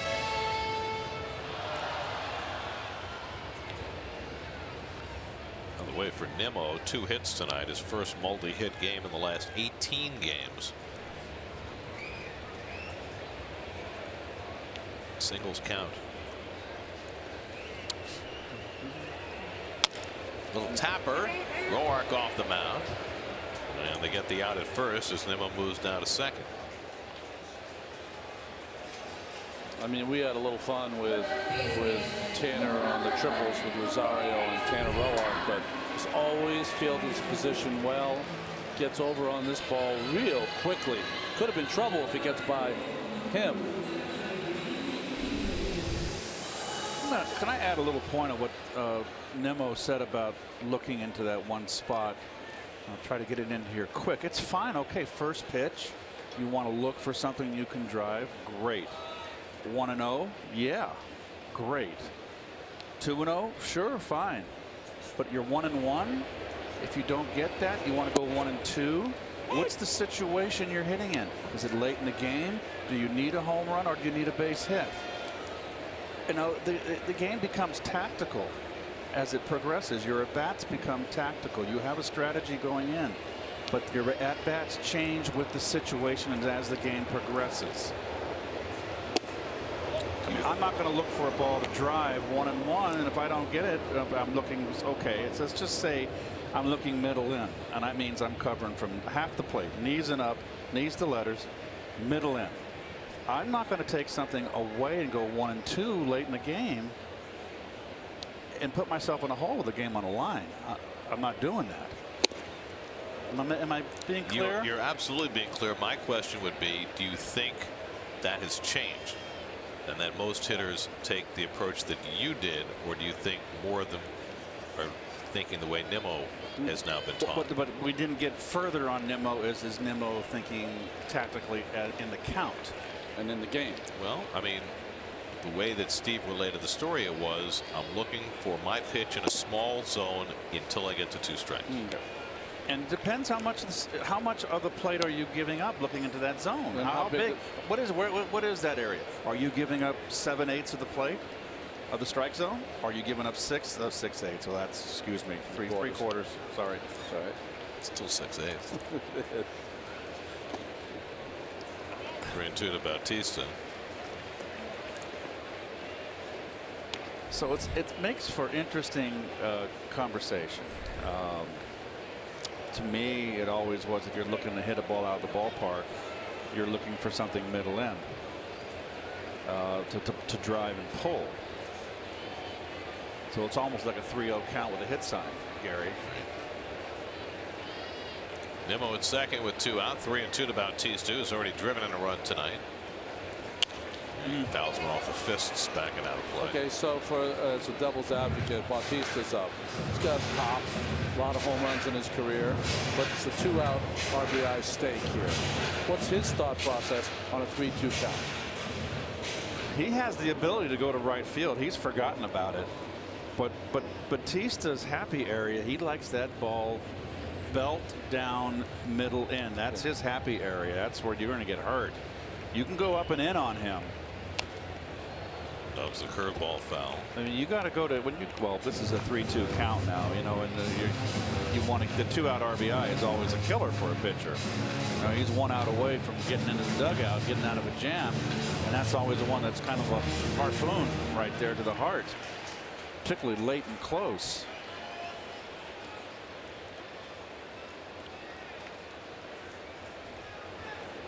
Eighth pitch of the at bat from Roark to Bautista. And he pulls one right at the shortstop. Defoe makes the throw on target, and that retires the side.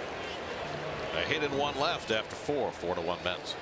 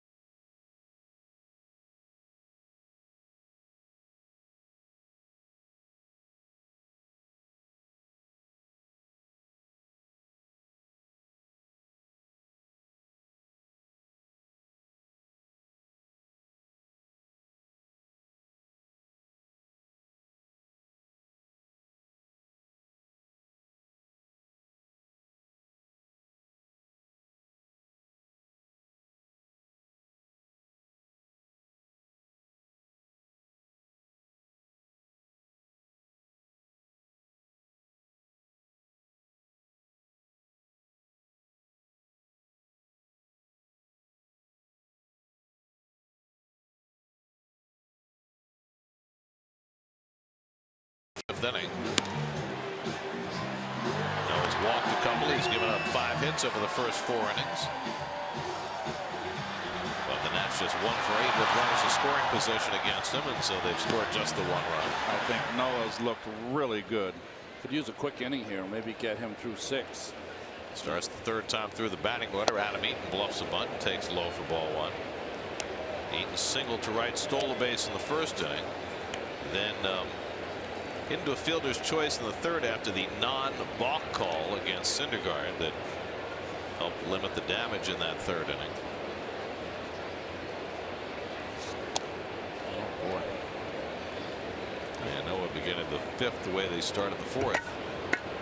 Walked the first 2 hitters in the 4th. Bautista playing at the edge of the grass in 3rd against the speed of Eaton. You know, I was thinking about that non-balk call, and you know, the manager's not coming up.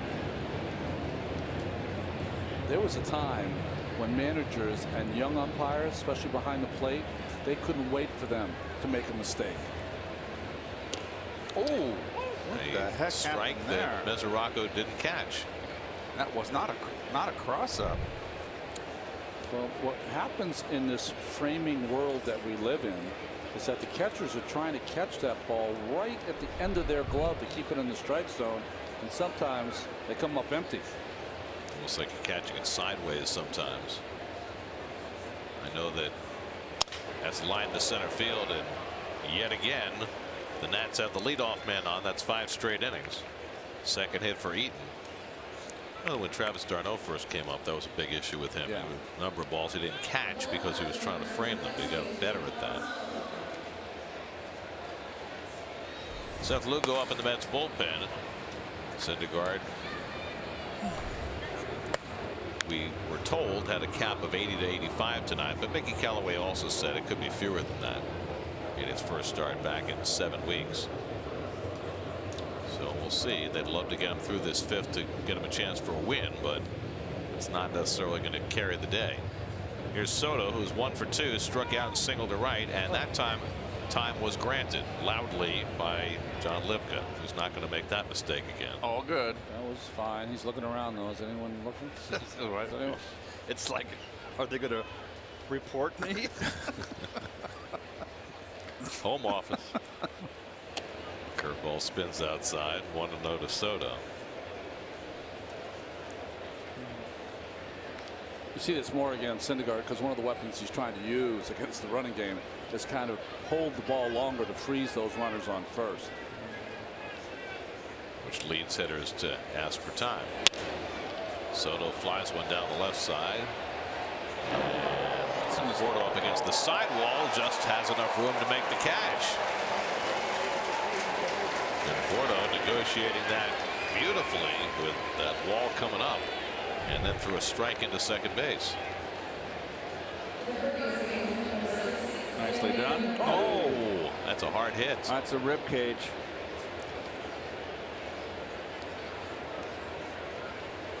I mean, this guy was making an all-out effort, and then bam. Oh, there you go. Hot and cold, out 3 weeks.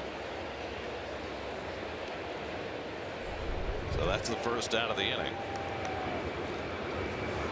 And here is Rendon, who's 0 for 2, lined into a double play, popped to short, and Noah Syndergaard turns him out of the way.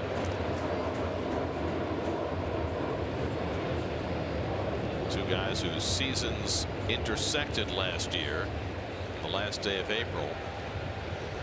Syndergaard started in Washington. Rendon hit the first of his 3 home runs that day against Noah. Noah left with the torn lat muscle and didn't return until September. That's the closest one, and since we've been here. Yeah, I didn't see it. Last throw. Oh. Not going to happen. I think you're right. The physics of it, it can't happen. The bounce it could. Yeah, that doesn't count.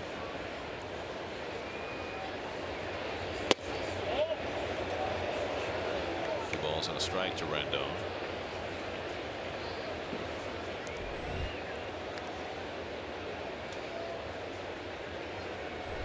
Bryce Harper on deck. Eaton at first has already stolen a base tonight. And Rendon lines one into center field for a base hit. So 2 hits in the inning for the Nats. And Syndergaard has more traffic to negotiate in the 5th inning with Harper coming up. I think if you watch tonight's game and the 7 hits that he's given up, boy, 4 or 5 of them will come on that slider. Rendon can hit. That's all there is to it. He's a good hitter. So now Harper has had an infield hit and then struck out on a slider in the 3rd inning. Comes to the plate. It's a tying run. Lugo ready in the bullpen if needed. But Syndergaard trying to get a huge out against Harper with Adams on deck. Dave Allen holding the clicker. Looking at once for each pitch. 74 so far. Double play ball. Rosario to Cabrera and on to first. Harper didn't even bother running. Wow. 6-4-3 double play. Gets Syndergaard through the top of the 5th. Boy, your star. Wow, your star player, that kind of effort, that's not good.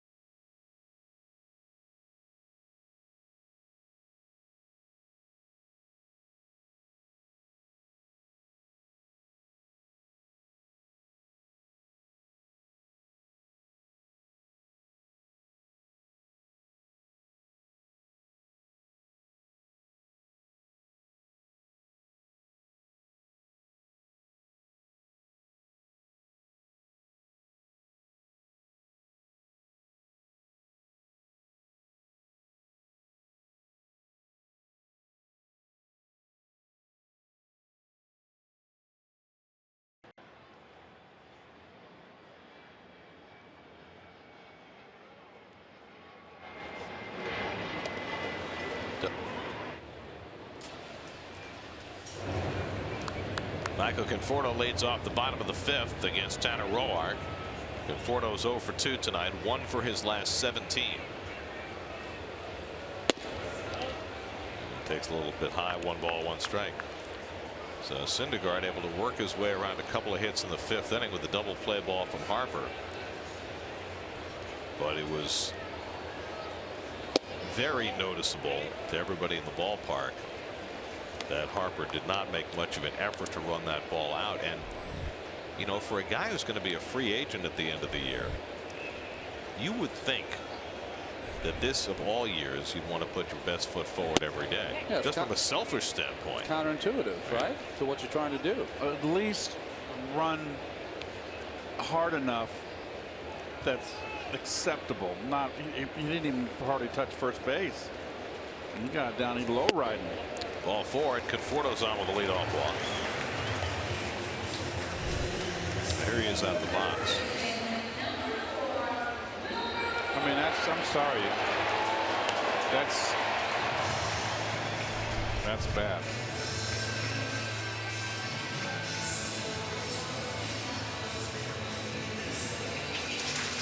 Well, there have now been 10 half innings begun in this game, and the leadoff batter has reached in 9 of the 10. This receiver would be angry. Flores has a sac fly and a single. I don't think Tom's home watching this game. That's right. Stomping grapes.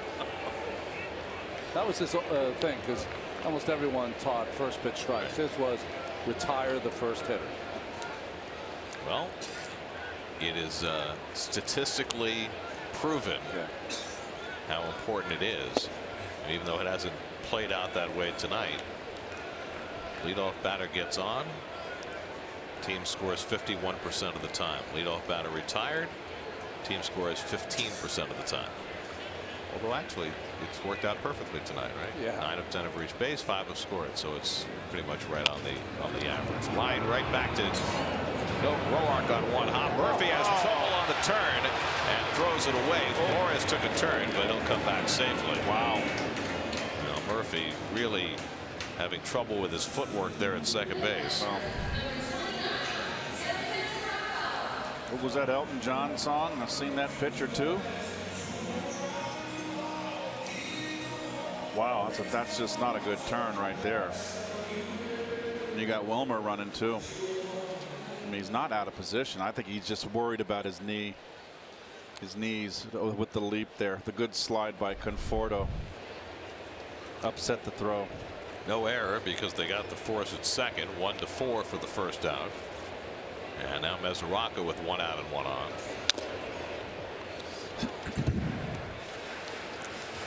Road Ahead presented by Buick. We're on picks tomorrow and Sunday. 4 o'clock tomorrow, 1 o'clock Sunday, then the All-Star break. And then the Mets are in the Bronx next weekend. I leave my pick shirt here, Keith, just in case you forget. I only have one pick shirt. How's that possible? I just only have one. I only have 3 SNY shirts. Well, we have to work on that, don't we? Well, you're going to have some longer road trips coming up. You're going to need some clean shirts. I don't want you to be wearing an already used shirt for a telecast. I mean, that might, create a little difficulty in the booth. I don't know if they're, the budget they're cutting back. I have no idea. Shirts can't be that expensive. Check with the digital side. 0-2 to Mesoraco, and it's a slow ground ball. Defoe comes in to get it. Force at second. Murphy with the turn, but too late. And Mesoraco's aboard after the 6-4 fielder's choice.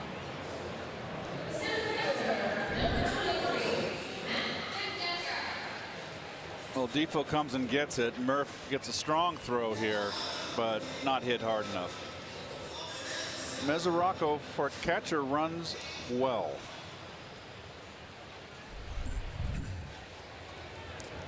Not in the Real Muto category, but next level. He's a guy that hustles, I always admire those catchers who have to squat 150 times a game and still hustle on the bases. Here's Dendecker, has been caught looking both his at bats. This time first pitch swinging, flies one out to left, and Soto comes over to get it. That retires the side. Roark gets around the leadoff walk after 5. 4-1 New York.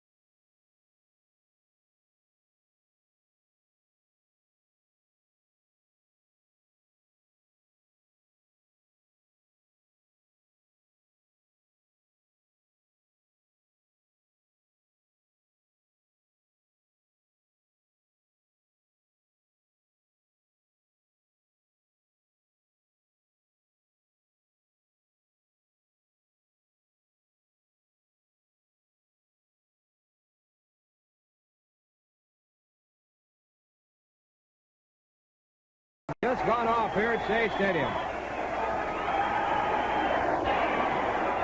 We've had a power failure here at Shea Stadium. The lights are all off with the exception of the emergency light. The announcement, they're in touch with Con Edison in order to rectify the situation. I have about 15 remarks I can make about that, all of which would get me in deep trouble. No question about that. There'll be all kinds of jokes written about that, I'm sure, tomorrow. This date in baseball history presented by Empire City Casino. This date in 1977, a blackout that hit New York City and the surrounding area. And it came in the middle of a game at Shea Stadium where Lenny Randle was at the plate, and that's one of the great lines of all time from Lindsey Nelson. He was angry. What did he say? I missed it. Ralph said we're going to check with Con Ed to see if they can rectify the problem, and Lindsey said there are about 10 remarks I could make about that, but they all get me in trouble. It's all lit up tonight. Seth Lugo in to pitch for the Mets. You saw the defensive changes. Reyes is playing third. Nimmo moved to center. Bautista in right. Reyes will bat ninth. Lugo will hit seventh. Lugo pitched 4 days ago in game 1 of that doubleheader.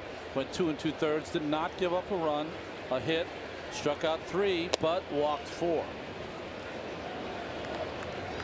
Matt Adams, Daniel Murphy, Matt Wieters up in the 6th. So Syndergaard goes 5 innings in his first start back from the disabled list. 75 pitches, 1 run, 7 hits, 2 walks, 3 strikeouts. And always in line for his 5th win of the year, which would match DeGrom. Crazy, right? Although he missed 7 weeks. Well, he was Syndergaard was great tonight. He was right on time. Build up that pitch count after the All-Star break. If you're ready to throw 100.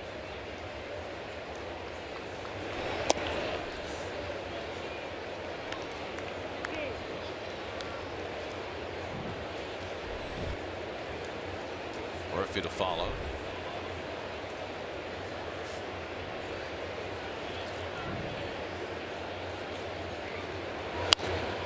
Adams fouls off the fastball from Lugo. 3-2. Syndergaard lowers his season ERA to 2.97. Justin Miller up in the Washington bullpen. Pitcher due up 5th in the inning.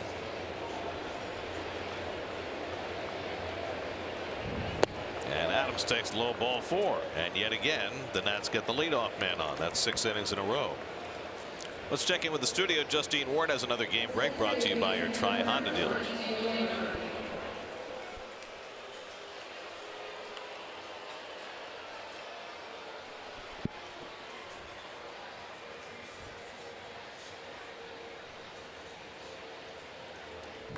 All right, Justine. Jake Arrieta working on a 3-hitter in the 7th inning for the Phils. Here's Murphy, who's flied out and walked, and he takes a curveball for a strike. That's the best start for Wei-Yin Chen in some time. Phillies start the night a half game ahead of the Braves for the lead in the East. Ball and a strike to Murph.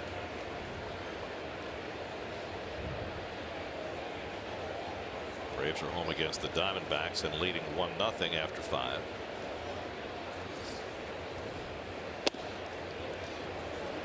Diamondbacks are having another May, aren't they? Yeah. Great in April, great in June, struggled in May, and struggling now in July. And they fell out of first place again. The Dodgers passed them last night. All-star Ross Stripling. That's right. Winning for the Dodgers last night with 6 scoreless innings. By the way, nice to see that Blake Snell's finally on the American League All-Star team. Taking Corey Kluber's spot after Kluber had to scratch because of an injury.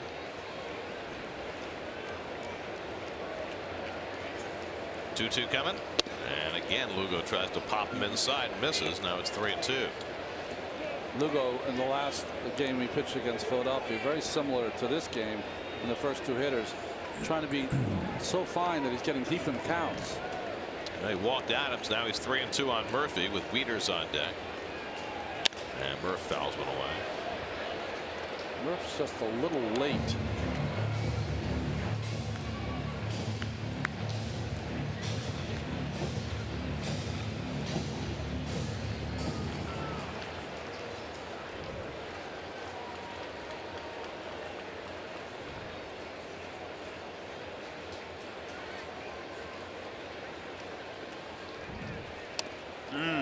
Back-to-back walks to start the 6th, same way that Syndergaard started the 4th, walking Adams and Murphy back-to-back. And Dave Island's going to come out to talk to Lugo. Well, I think Island has got to say one thing is that where's your curveball? It's mostly fastballs we've seen from Lugo to these first 2 hitters and missing inside.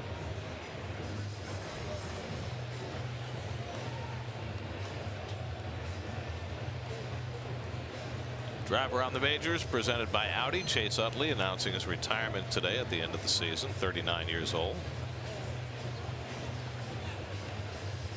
How many hits? Can we look that up? I'm curious. We got it for you because you asked, Keith. The answer to your question is 1,880. He walked a lot, right? Got hit by pitches a lot. 721 walks. Well, I would have thought he would have had 201 hit by pitch. I would have thought he would have had 2,000 hits, huh? Like 2,200, 2,250, something like that. Yeah. Lifetime 358 on base percentage. Wieters is 0 for 2. Lugo again misses inside with a fastball, and it's 2-0. You know, Keith, part-time player the last 4 years, right? Yeah. Right. How old is he now, Gary? 39. It's a money pitch right here. Pitcher spot up next. Brian Goodwin is out on deck. And Wieters checks his swing, and he did not swing, and it's 3-0. Wow. So Lugo painting himself into a corner. Also, the big takes here. You know, I mentioned in his last outing against Philadelphia, he walked 4. So just very unusual to have these kind of control issues for Seth.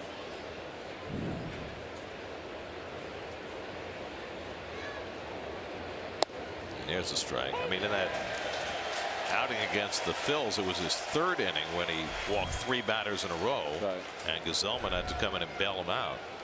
And there's Gazelman getting the buckets ready now. Yeah, but he's not anywhere close to being ready. 3-1 coming. And Wieters might have swung a ball 4. He did. He did. Just thank you very much. Let me take you to dinner.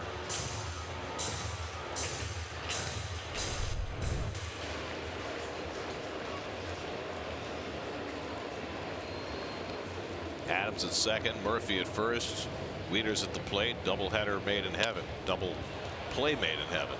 Pulled foul. As in, there's not a whole lot of speed involved in any of the 3 of them.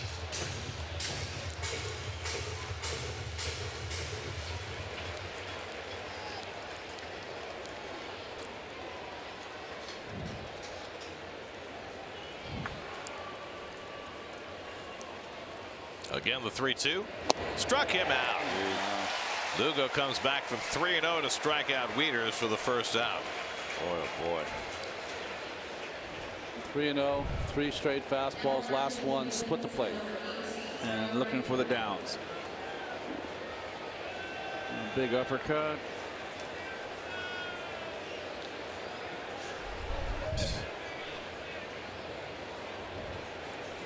Now Brian Goodwin. Been a rough go for Goodwin, who played pretty well and played a lot for the Nats last year.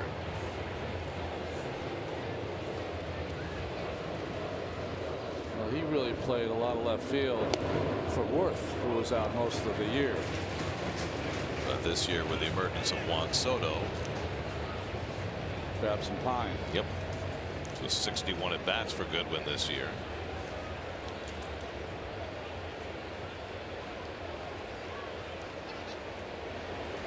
And the breaking ball hit out to left center. Overcomes Conforto to get it. 2 out.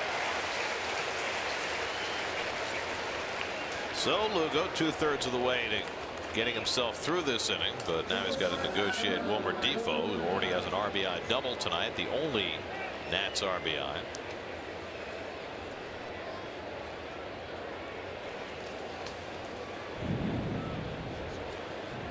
Nats are now 1 for 10 with runners in scoring position tonight. They are not hitting in the clutch.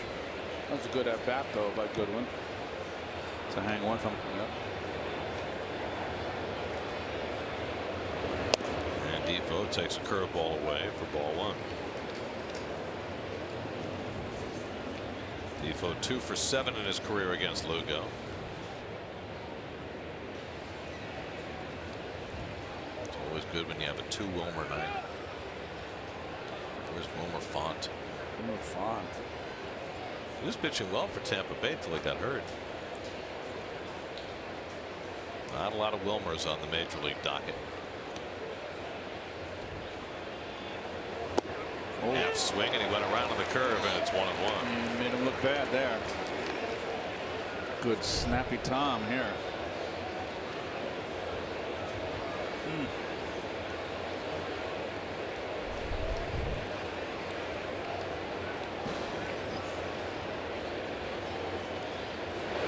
Another curveball hits slowly. Wilmer ranging wide to get it. Lugo gets over to cover, kicks the bag, and that retires the side. Lugo walks his first 2, gets out of it. Still 4-1 New York.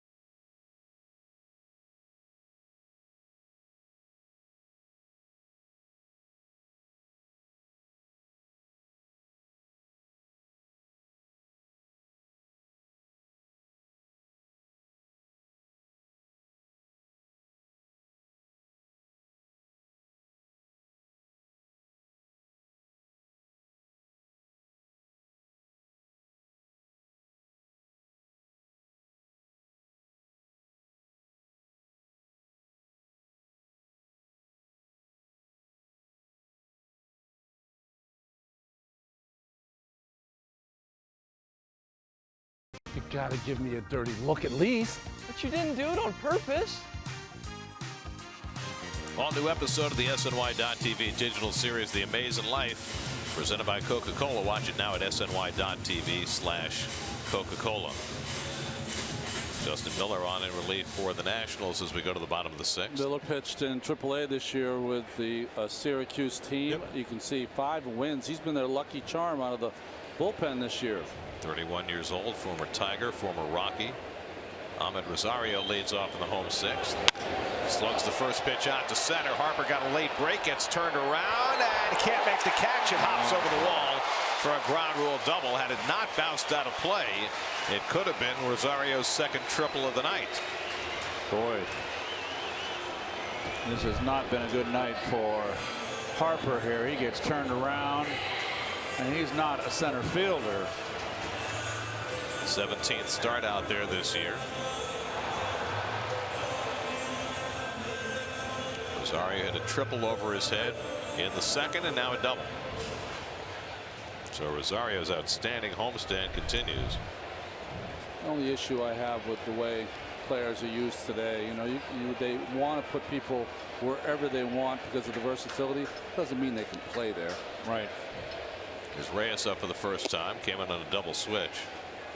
Let's check in with Steve Gelb. Steve? Gary, this is certainly the best extended stretch we've seen out of Ahmed Rosario, and it coincides with a little talk he had with the coaching staff where essentially they told him, you've been working your tail off here for 3 weeks to try and correct some things. You've made progress. Now go out there and let it go. And it certainly seems like he's playing that way.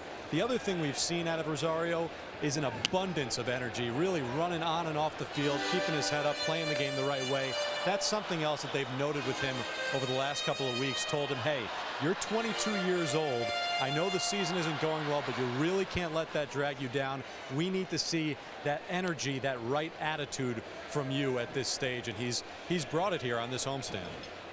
I have noticed the energy the last couple games coming out of Rosario.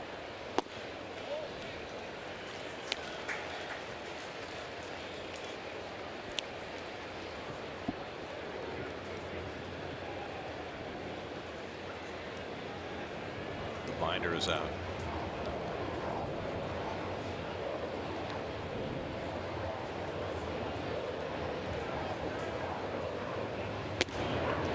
Reyes lays off. 3-1. Brandon Nimmo on deck. Reyes started last night at shortstop, went 0 for 3. Started 6 straight games before tonight.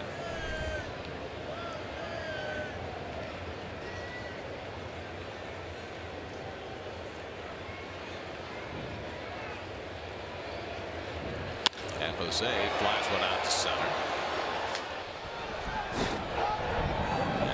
Puts it away, but almost dropped it. That ball ballooned up into a snow cone and nearly fell. Yeah. I think his biorhythms are low right now. Well, this night's been going bad enough for Harper. Imagine if he drops this ball.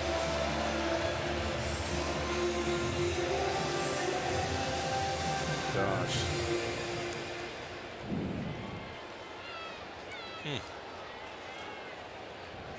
Yeah, he was worried it popped out.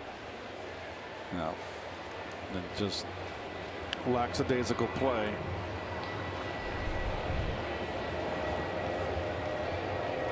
You'll be getting a note, Keith. From who? Here's Nimmo, who's 2 for 3. They're going to call the press booth. There goes Rosario. The throw by Wieters on a hop, not in time. Rosario with his 6th stolen base of the year. So Reyes couldn't get him over, so Rosario took care of business himself. Now he can fly. Wieters didn't get a lot on that throw. Kind of spiked it. Came out of his stance well. Just there's a pop-up. Throw it well. Look at that very beautiful pop-up slide for you kids watching. Sweet. So now the infield comes in. 0-1 to Nimmo, who already has 2 hits tonight. And takes a fastball right down the middle, 0-2.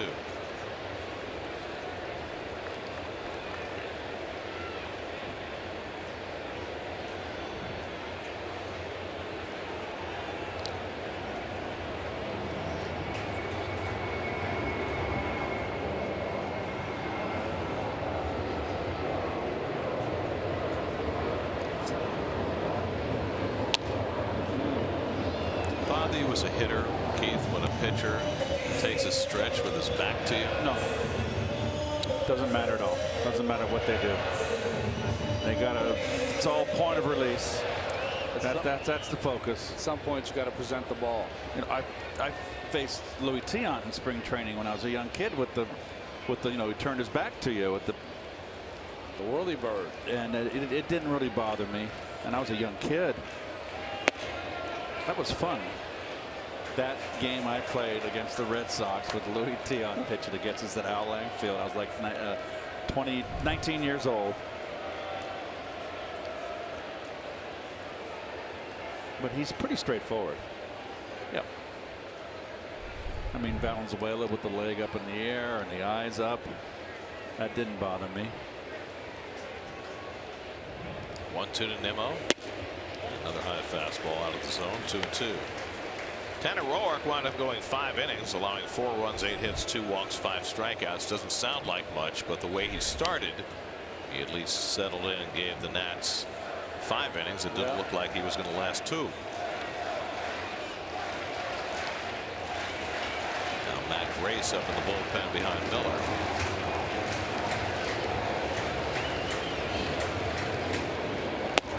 Nimmo watches wide, and so Brandon's got from 0-2 to 3-2 with Cabrera on deck. There's Grace.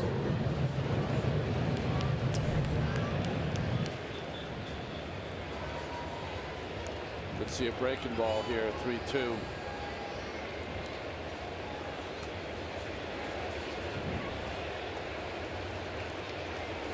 And Nimmo makes 1 foul. I was just thinking, even if he misses, Nimmo goes to first. Grace can come in. He has a ground ball, double play pitcher.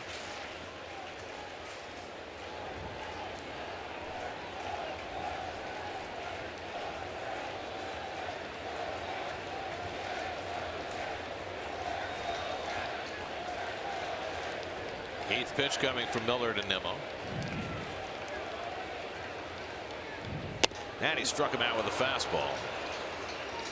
So Miller wins that battle. And now there are 2 out. You wanted to get him out, up and away. And this 3-2 pitch finally hit his spot.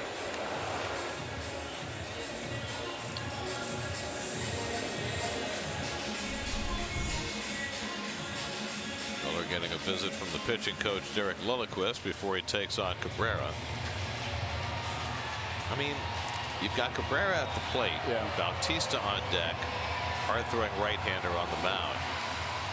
Do you ask Miller to be careful to Cabrera? Do you consider walking him in this spot? I would personally walk Cabrera. He's the hottest hitter. Miller's tough on right-handers thrown across his body. I would like to see that matchup more than Cabrera here. This guy throws a lot of fastballs. Cabrera, we know, is a good fastball hitter. And Cabrera lately from that left side of the plate has been looking middle in with a lift in his swing. He's trying. I think he's got a sense that he's got a shot to get 30 home runs this year. He's shooting for it right now. He's feeling good at the plate. Pops one up. Adams coming to the railing and doesn't quite have enough room. As dribble tonight, 1 for 2 and a walk.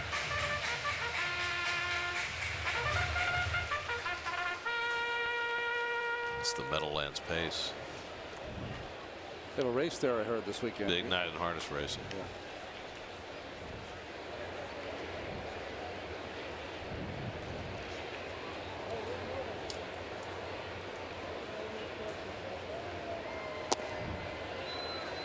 You got a guy? I got no guy.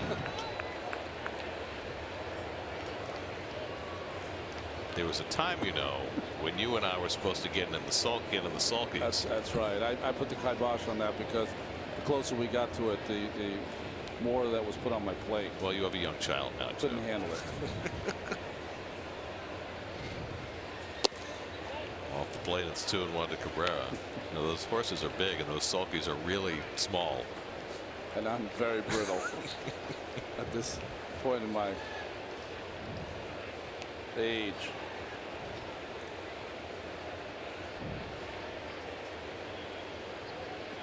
Two and 1 to Cabrera. And as Dribble takes the fastball low and in, 3-1. May end up walking him anyway. I think I would certainly put him on now. Surprised. Got to identify. Really, he's been the best hitter all season long. Well, he ends up walking him. So no abracadabra, just an old-fashioned walk for Cabrera. 3rd time he's been on base tonight. And Bautista will come up with 1st and 3rd and 2 out. Jose drove in the first Met run tonight with a single in the 1st inning. Since then, he's popped up and grounded out 1 for 3. The only reason I don't like that, Gary, is because you spend that entire at bat as a pitcher trying to be extra careful and not throw a strike, and now you've got to go back to strike mode. Sometimes some pitchers can do it, some can't. Bautista 3 for 6 in this series, and he tops the slider foul. Nothing's won.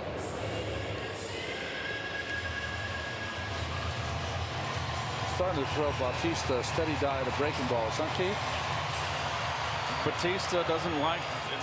He likes that ball middle in, and they go up and in, down and away against him. Has the game changed that much? That's an old mantra. I can 4 days off. I can repeat that and be my meditation, be my mantra. I can come back really relaxed, ready to go. Like your Buddhist chant? Just sit there with my eyes closed in my quiet pergola space and say up and in, low and away. How often do you have to say that?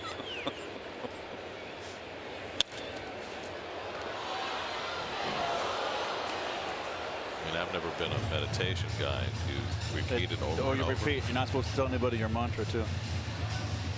There are a couple of mantras that you can Is use. it mantra or mantra? How do you pronounce it? I think it's mantra. Mantra. Okay. I've heard it both ways. Nam Yoho, Renke Kyo. You can use that one too, Keith. I used to meditate. I remember my mantra. Well, I hope so. Otherwise, you'd be a line in a Woody Allen movie. Here's the 1-2, and Bautista lays off 2-2. Remember that? It's in Annie Hall, right? That's right. You got a good memory. I forgot my mantra.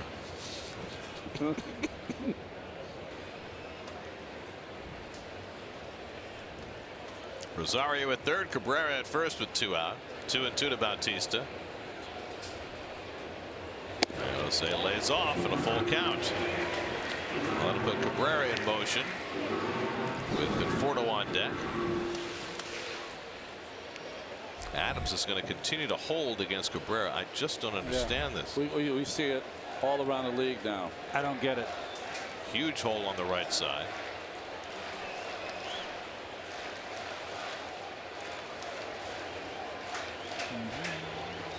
And Bautista went around, strike 3. Second strikeout for Miller, and the Mets strand a pair in the 6th inning. They waste a leadoff double by Rosario and his first ever steal of third. Still 4-1 Mets after 6.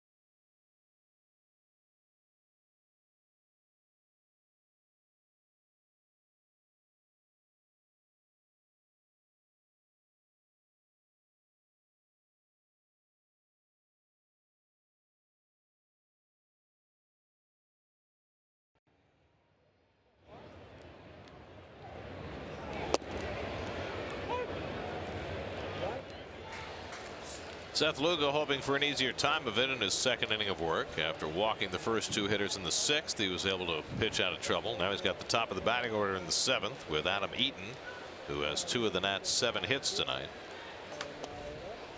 He takes a changeup down, a ball and a strike. Juan Soto on deck, then Anthony Rendon. If anybody gets on Bryce Harper here in the 7th.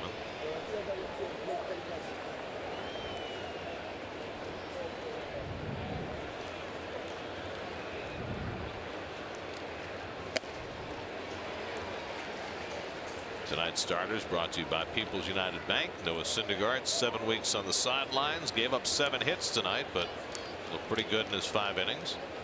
Tanner Roark gave up 4 runs in the first 2 and then held the Mets off the board for the next 3 to keep his team around. 4-1 as we play in the 7th. And Eaton takes a curveball, strike 3 call. He was had. Yeah, that was a big league curveball there. Snappy Tom, Keith. Snappy. See him shake his head. Yeah, that's what I'm talking about. Oh, back door too. Oh, came around the corner. She'll be coming around the mountain when she comes. I think it had a little extra spin rate going. Yes, I mean, it's perfect pitch. That's what you're trying to throw each and every time. So 1 out and nobody on. Now Soto, who's 1 for 3, single to right back in the 3rd, and he takes a first pitch curveball for a strike. Yeah, that's a good pitch. Chief pitchcast agrees. Shocking, another one on the corner. These are big corners. And that one fouled away. I thought the home plate umpire flushed, but he didn't flinch. He didn't flinch. Tough as nails. Or when you're a rook, I guess you got to play it off. Oh, right off the left shoulder. I mean, did not even flinch, rub, or react. Love it. Or call time. Working on that. Here's the 0-2 coming to Soto, and it misses outside 1-2. Anthony Rendon waiting on deck.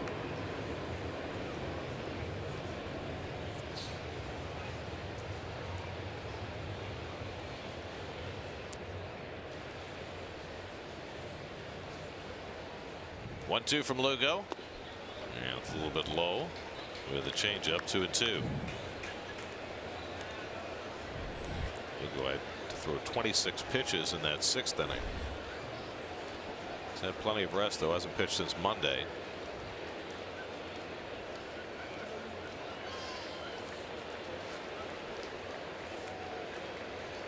Two coming, and the curveball struck him out. Back-to-back strikeouts for Lugo, both on the curveball. That's 3 strikeouts in relief for Seth. Well, it made Soto look bad here, like he'd never seen a curveball before. No rotation. Well, he was playing in rookie ball last year, and he threw curveballs like that. This guy can hit a breaking ball. Rendon had a base hit up the middle his last time up. 1 for 3 on the night. 4 for 8 in the series. And he pulls one down to 3rd. Reyes bobbles, recovers, takes his time, and throws him out. Side retired. 1-2-3 for Seth Lugo in the top of the 7th. Stretch time. Mets up by 3.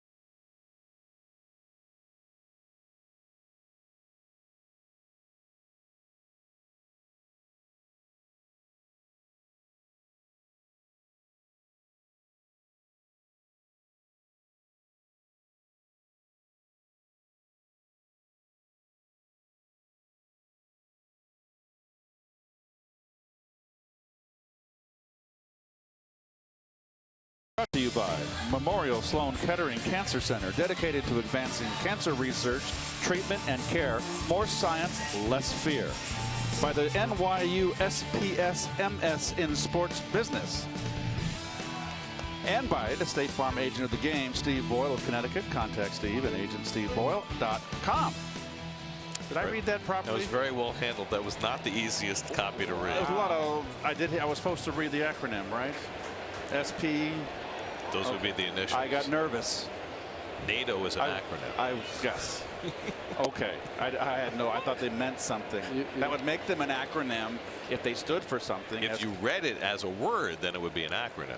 But if you read each letter, then it's an abbreviation. You learn something new every day. Michael Conforto slices one down the left field line. Then Soto will have it drop in front of him for a base hit. And Conforto is on base for the second time tonight. Let's check in with Justine Ward in the studio for another game break. Justine.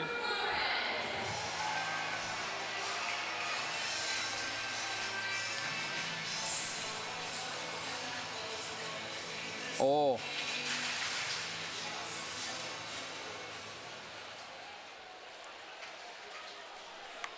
On a pitch at Fenway, Rick, every once in a while. That pesky pole. Dwight Smith Jr., his dad was a good player. Yes, he was. Second in the Rookie of the Year balloting behind his Cubs teammate, Jerome Walton. Double play ball. Defoe bobbles it. Still has time to throw out Wilmer, but that was a routine double play messed up by Defoe. And the Mets wind up with a runner at second. Boy, the Nationals are just playing terrible tonight. They're just sleepwalking here. Yeah, exactly. That's about the extent of my Spanish right there. Doesn't take much. So Conforto at second with one out. Here's Mesoraco, who's 1 for 3, drove in a run with a first inning single.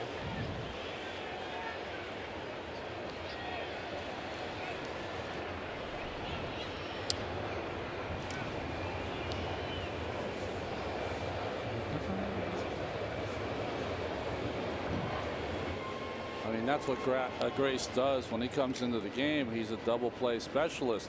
Someone's on. Makes more guys hit the ball on the ground than just about any pitcher. So you're saying he did his job? Just, you know, if you're a team that aspires to play October baseball, that part of the game's got to be clean. Well, you look around the field at this Washington team, and you don't see a lot of exceptional fielders. Agreed. That's why they're, you know, 5.5 out or whatever they are. Ty Kelly on deck to pinch hit for the pitcher, with Lugo having gone 2 innings in relief.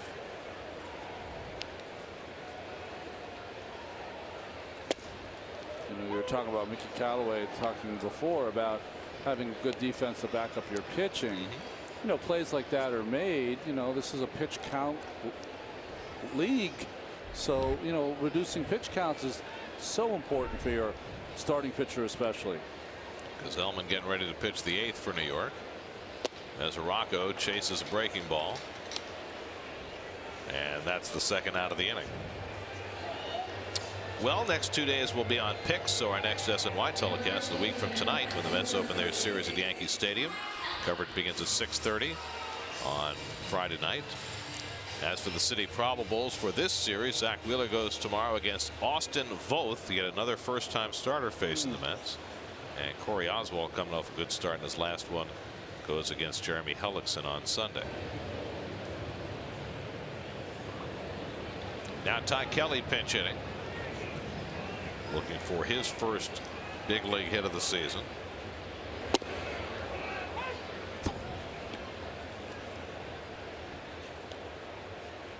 Kelly 0 for 7 since his call up.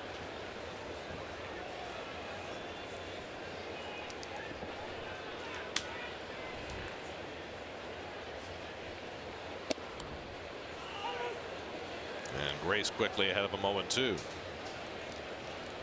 Grace pitched on those UCLA teams with Garrett Cole, Trevor Bauer. Very talented team. Eric Goodell was on that team too, right? That's right. Goodell has really been pitching well this year. Good for him. He had a couple of games in a row, I think one against the Mets too, where he gave up some home runs. But other than that, he's been spot on. Conforto at second with 2 down.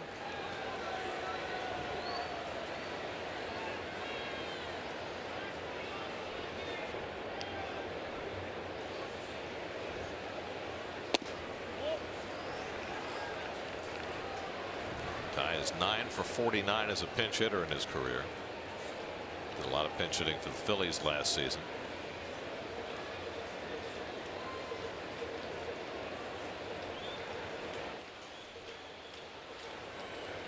Two coming, and he pounds one into the ground.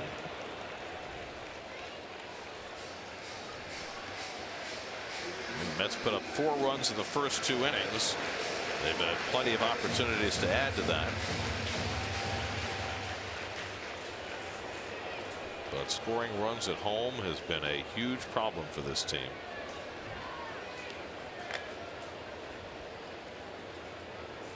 And Kelly goes down swinging. Side retired. Grace works around the leadoff hit. After 7, still 4-1 New York.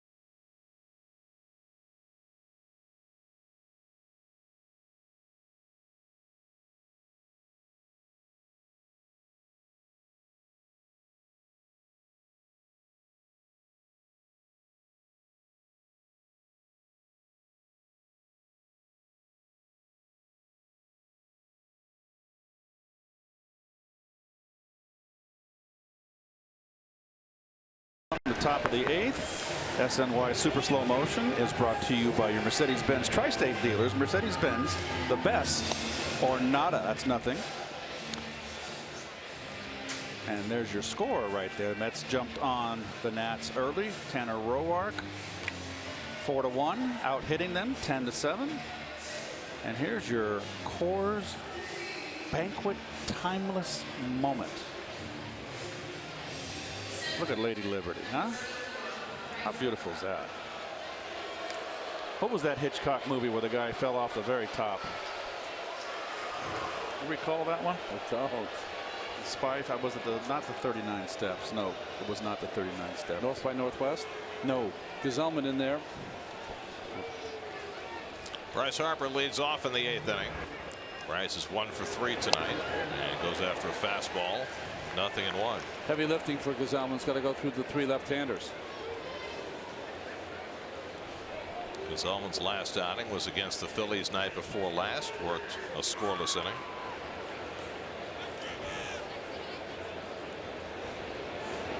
And Harper hits a shot down to Flores. He picks it out of the dirt. 1 out. Bryce ran a little harder this time.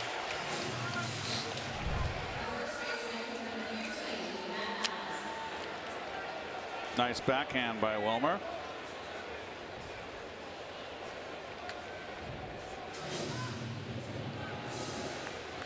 That's a hot corner right there. That's just a bullet in pure reaction. I thought third was the hot corner. Well, Oh, the lefty up. it can, you know, you got to hold the runner on. It's just as hot over there too, Garrett. Yeah, but you got a much bigger glove. That's true. Okay, I'll give you that. The pitcher's the closest, by the way. But it's not in the corner. Don't put baby in the corner. And Adams crushes one to deep right. Forget that. That is way up in the Coca-Cola corner.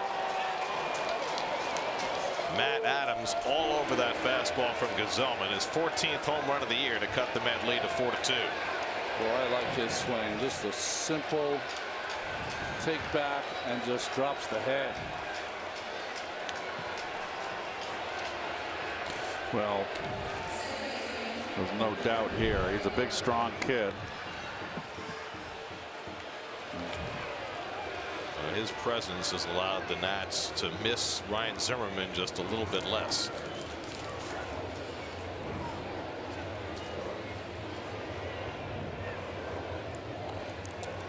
So now it's a 2-run Mets lead, and Murphy takes breaking ball for a strike. And by the way, that movie was Saboteur. That the guy fell off the arm of Lady Liberty. And quickly a 2-strike count on Murphy. Meanwhile, Gazelman's home run totals quickly escalating. 7 home runs now that he's allowed, and a lot of those recently.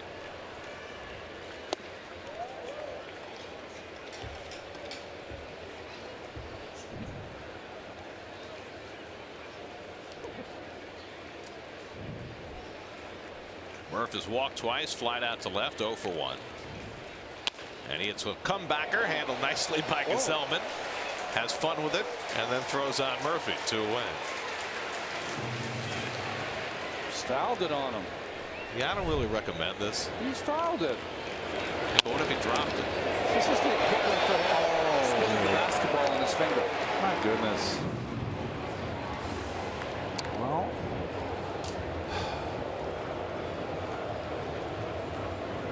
I mean, is he just forcing Murph to run?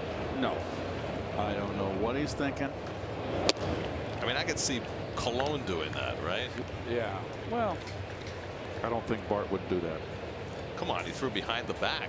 Well, that was a play on the run, on the fly. That's driven out to right center off the bat of Wieters, but there's Bautista to grab it, and that retires the side. Zellman gives up a home run to Adams, but the Mets up 4-2 in the 8th.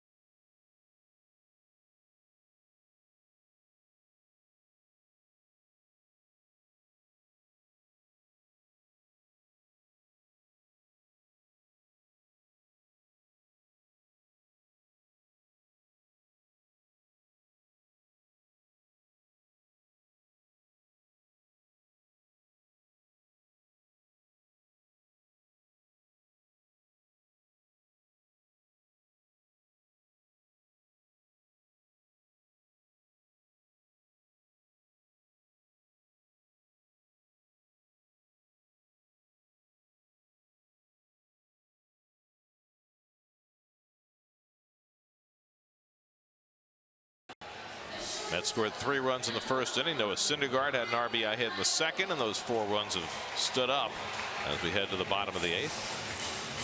Geico Sports Night comes up after the postgame show tonight. Who wants Manny Machado? Well, a lot of people do. Who's going to get him? Different question. Giants, Knicks, all that. Geico Sports Night tonight after the postgame. Last 19 games for Sean Kelly. Hitters 11 for 68. That's a 162 average. ERA 1.5. In a Nationals bullpen that has been pretty torn up. Kelly has been a nice stabilizing factor lately. Ahmed Rosario hits another ball to center field. Harper's going to catch this one with 2 hands for the first out. After Rosario hit 2 of them over his head earlier in the game. Now a quick message from your Tri-State Porsche dealers.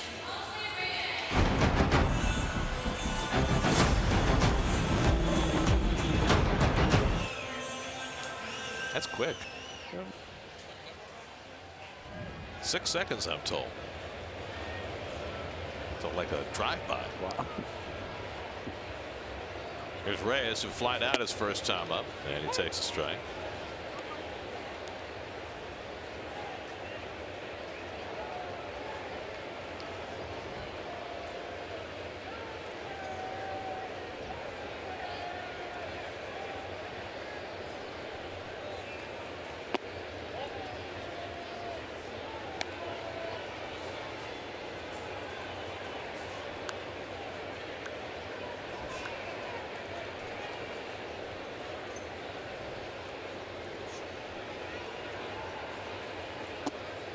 Reyes takes a curveball for a strike, and it's 1-2. I am very impressed with the home plate umpire's strike zone. Has been spot on all night.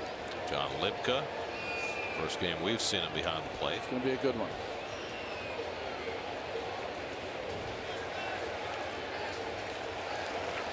One-two from Kelly. And he misses with a slider. 2-2. Kelly now 34 years old, 3rd year with the Nats. He had a dreadful season last year, injury plague, ERA over 7, but he has bounced back this year. Well, he's got a breaking ball that's, you know, in between a slider and a curve.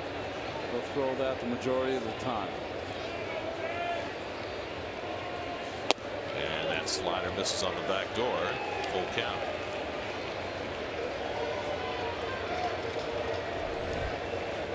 Randy Nimmo on deck. Well, the Mets have Jerry Blevins and Anthony Swarzak up in the bullpen.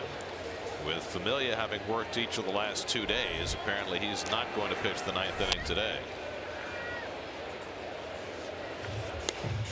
Lugo worked 2 innings, walked the first 2, then retired 6 in a row. Zellman gave up a home run in the 8th.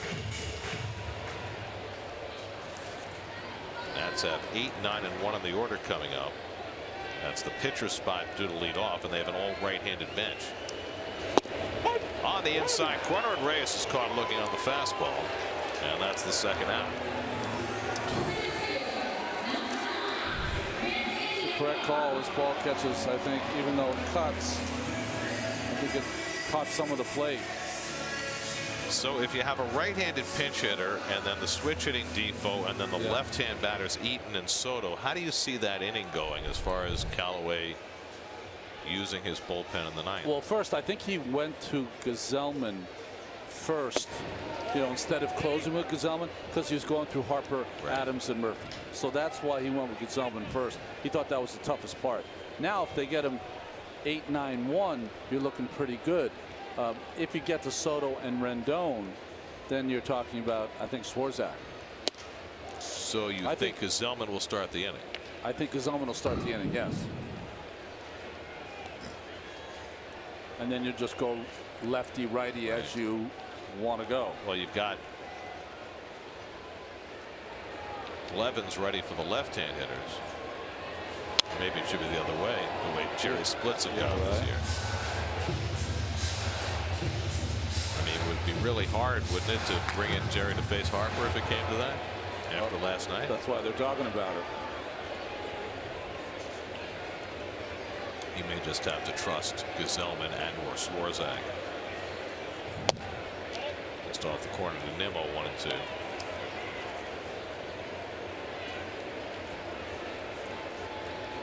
Zellman threw just 9 pitches in that 8th inning. So certainly from that standpoint, he should be good to go for pitching the 9th. 1-2 from Kelly to Nimmo, and a check swing foul. You got a lot of right-handed players on that bench. Right. Taylor, Turner. Yeah, you have to figure it'll be Turner or Taylor to lead off. I think Turner. That's what he does. Turner will lead off. Yeah. He's a leadoff hitter. He's a perfect guy to have up there.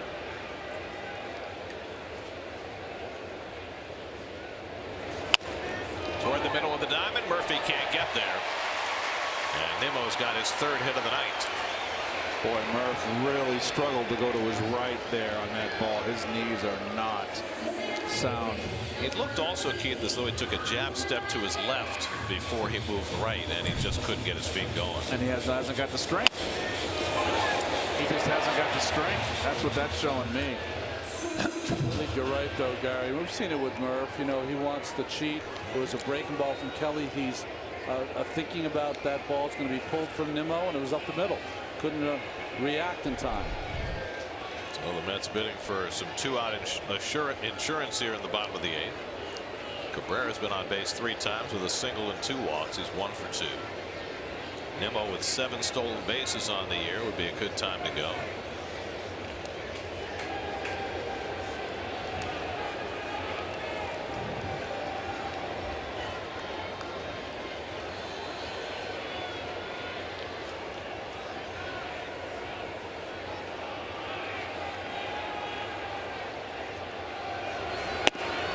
Pitch breaking ball misses. Ball 1 to Cabrera.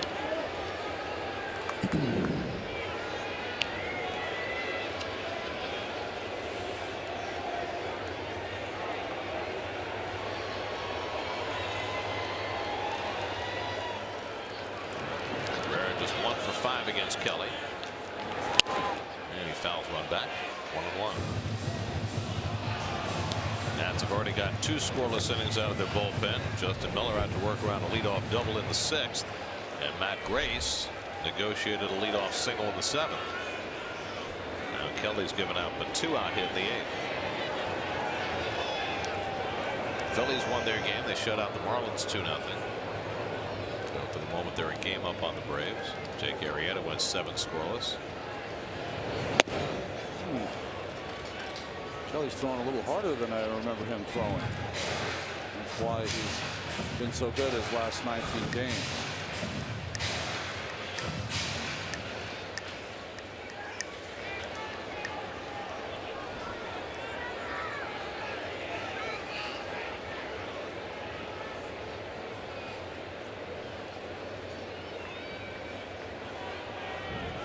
Nimmo at first with 2 down. And Cabrera gets ahead of that one. Yanks it foul.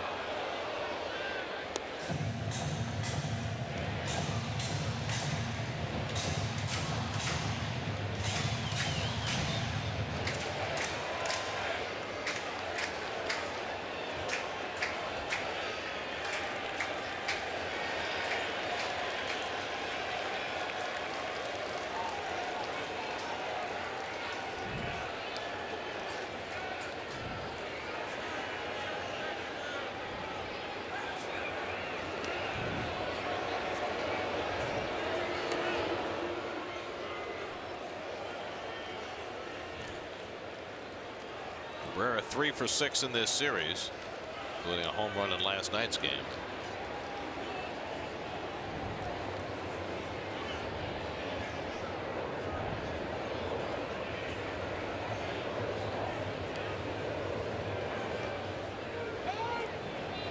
And time asked for and delivered.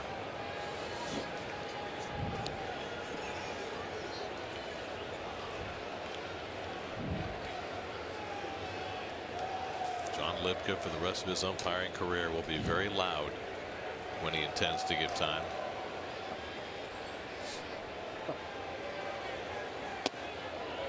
Fastball off the plate, and it's 2-2.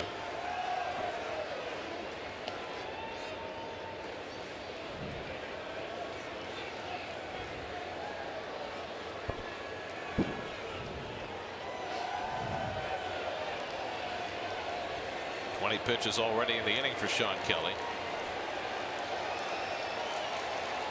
And Cabrera waves at the fastball for strike 3. Inning over. A couple of strikeouts for Kelly. Mets have struck out 11 times, but they've got a 2-run lead going to the ninth.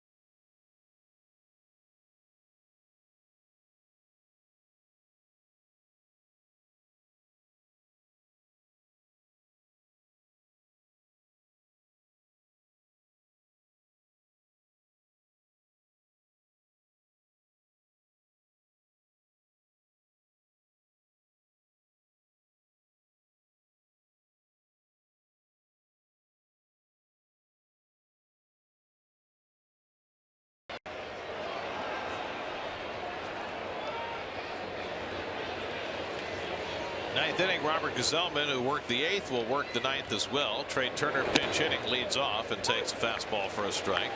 Turner has been playing just about every day. 1 for 5 last night with a double. He's only had 1 pinch hit appearance this year, and he drew a walk. And Gazelman tries to tease him with a slider. 1-1. Wilmer Defoe, switch hitter on deck. And then the left-hand hitter Adam Eaton. That's how Swarzak and Blevins all warmed up and ready to go if needed. And Gazelman gets it in for a strike as he goes right back to the slider, and it's 1-2. You see the numbers for Turner against Gazelman. Gazelman has 3 career saves all this season. Popped up, shallow right. Bautista under it. 1 out. Let's see what's coming up on WB Mason postgame live. Gary Apple, Todd Zeal, what do you got?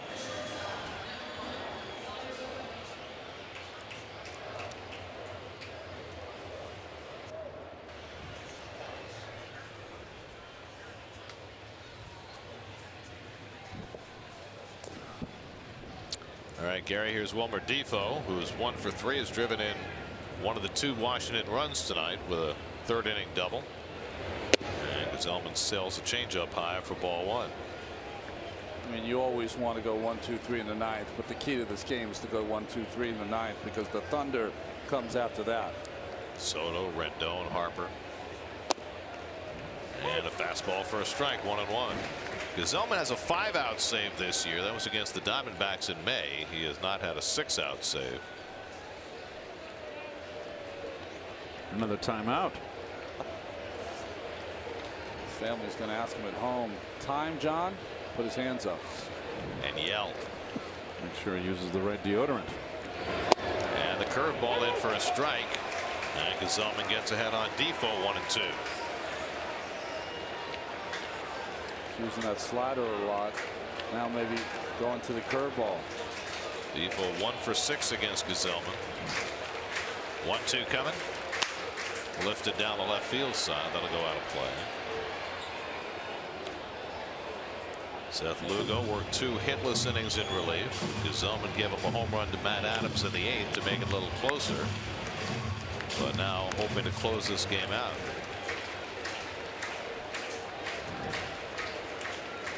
Trying to save it for Noah Syndergaard and get him his 5th win in his return to action. 1-2. Curveball bounced foul.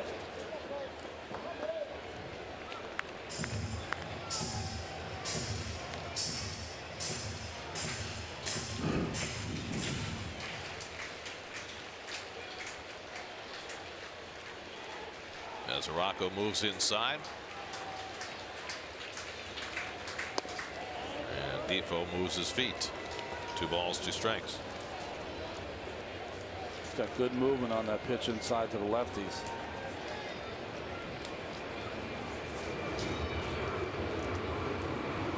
Staying inside. And Defoe fouls it away. Tough at bat here for Defoe.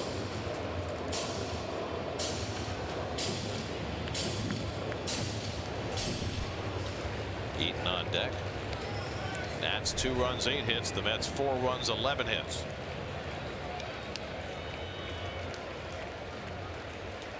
Two coming.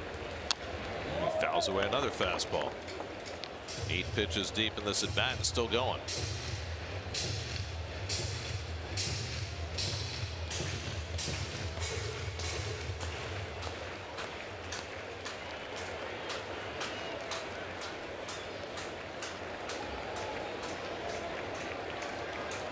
Again, the 2-2. And Defoe takes inside, full count. And a good at bat by Defoe. Gesellman countering with just about every pitch in his arsenal. What does he do here? Got to go away. Best pitch is that sinker away. Stay with it.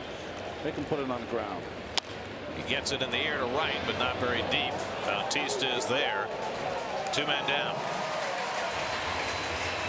So on the 10th pitch of the at-bat, Gesellman gets Defoe, and the Nats are down to their final out of the night with Adam Eaton coming up. Eaton has 2 hits tonight. Single to right in the first, single to center in the 5th. 2 for 4. And they're talking about what happens if he doesn't get Eaton out. Exactly. With another left-hand hitter, Soto, waiting on deck. Eaton 0 for 1 in his career against Gesellman. And he takes the pitch high, ball 1. And if you're Eaton, you've got to take a strike here, don't you? Yeah, Yes. no, I mean, your at bat only means something if you can get on base. Somehow, some way.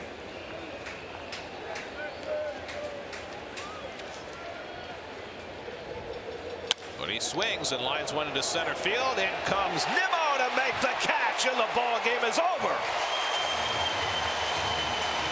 Diving play by Nimmo to end it. 6-out save for Robert Gesellman. Syndergaard wins in his return after 7 weeks on the sidelines, and the Mets even up the series with a 4-2 win. Beautiful catch by Brandon right there to end this ball game. I gotta believe, Ronnie, the big story is the comeback of Syndergaard. I thought he threw great. Yes, he did. And the Mets had enough offense early, had some chances, but weren't able to get the runners in. And Rosario, after a day off yesterday, another big game. Well, the Mets thrilled to have Syndergaard back in their rotation, and they get him a win his first time back. Tonight's game summary presented by Memorial Sloan Kettering Cancer Center. Syndergaard now 5-1 with a 2.97 ERA through a dozen starts this year, and should be good to go full strength after the All-Star break after going 5 innings tonight. For every Mets win, the Mets organization is proud to contribute $2,500 to Northwell Health and the Katz Institute for Women's Health. For more information, visit northwell.edu/cats. This one brings the total contribution so far this season to $95,000.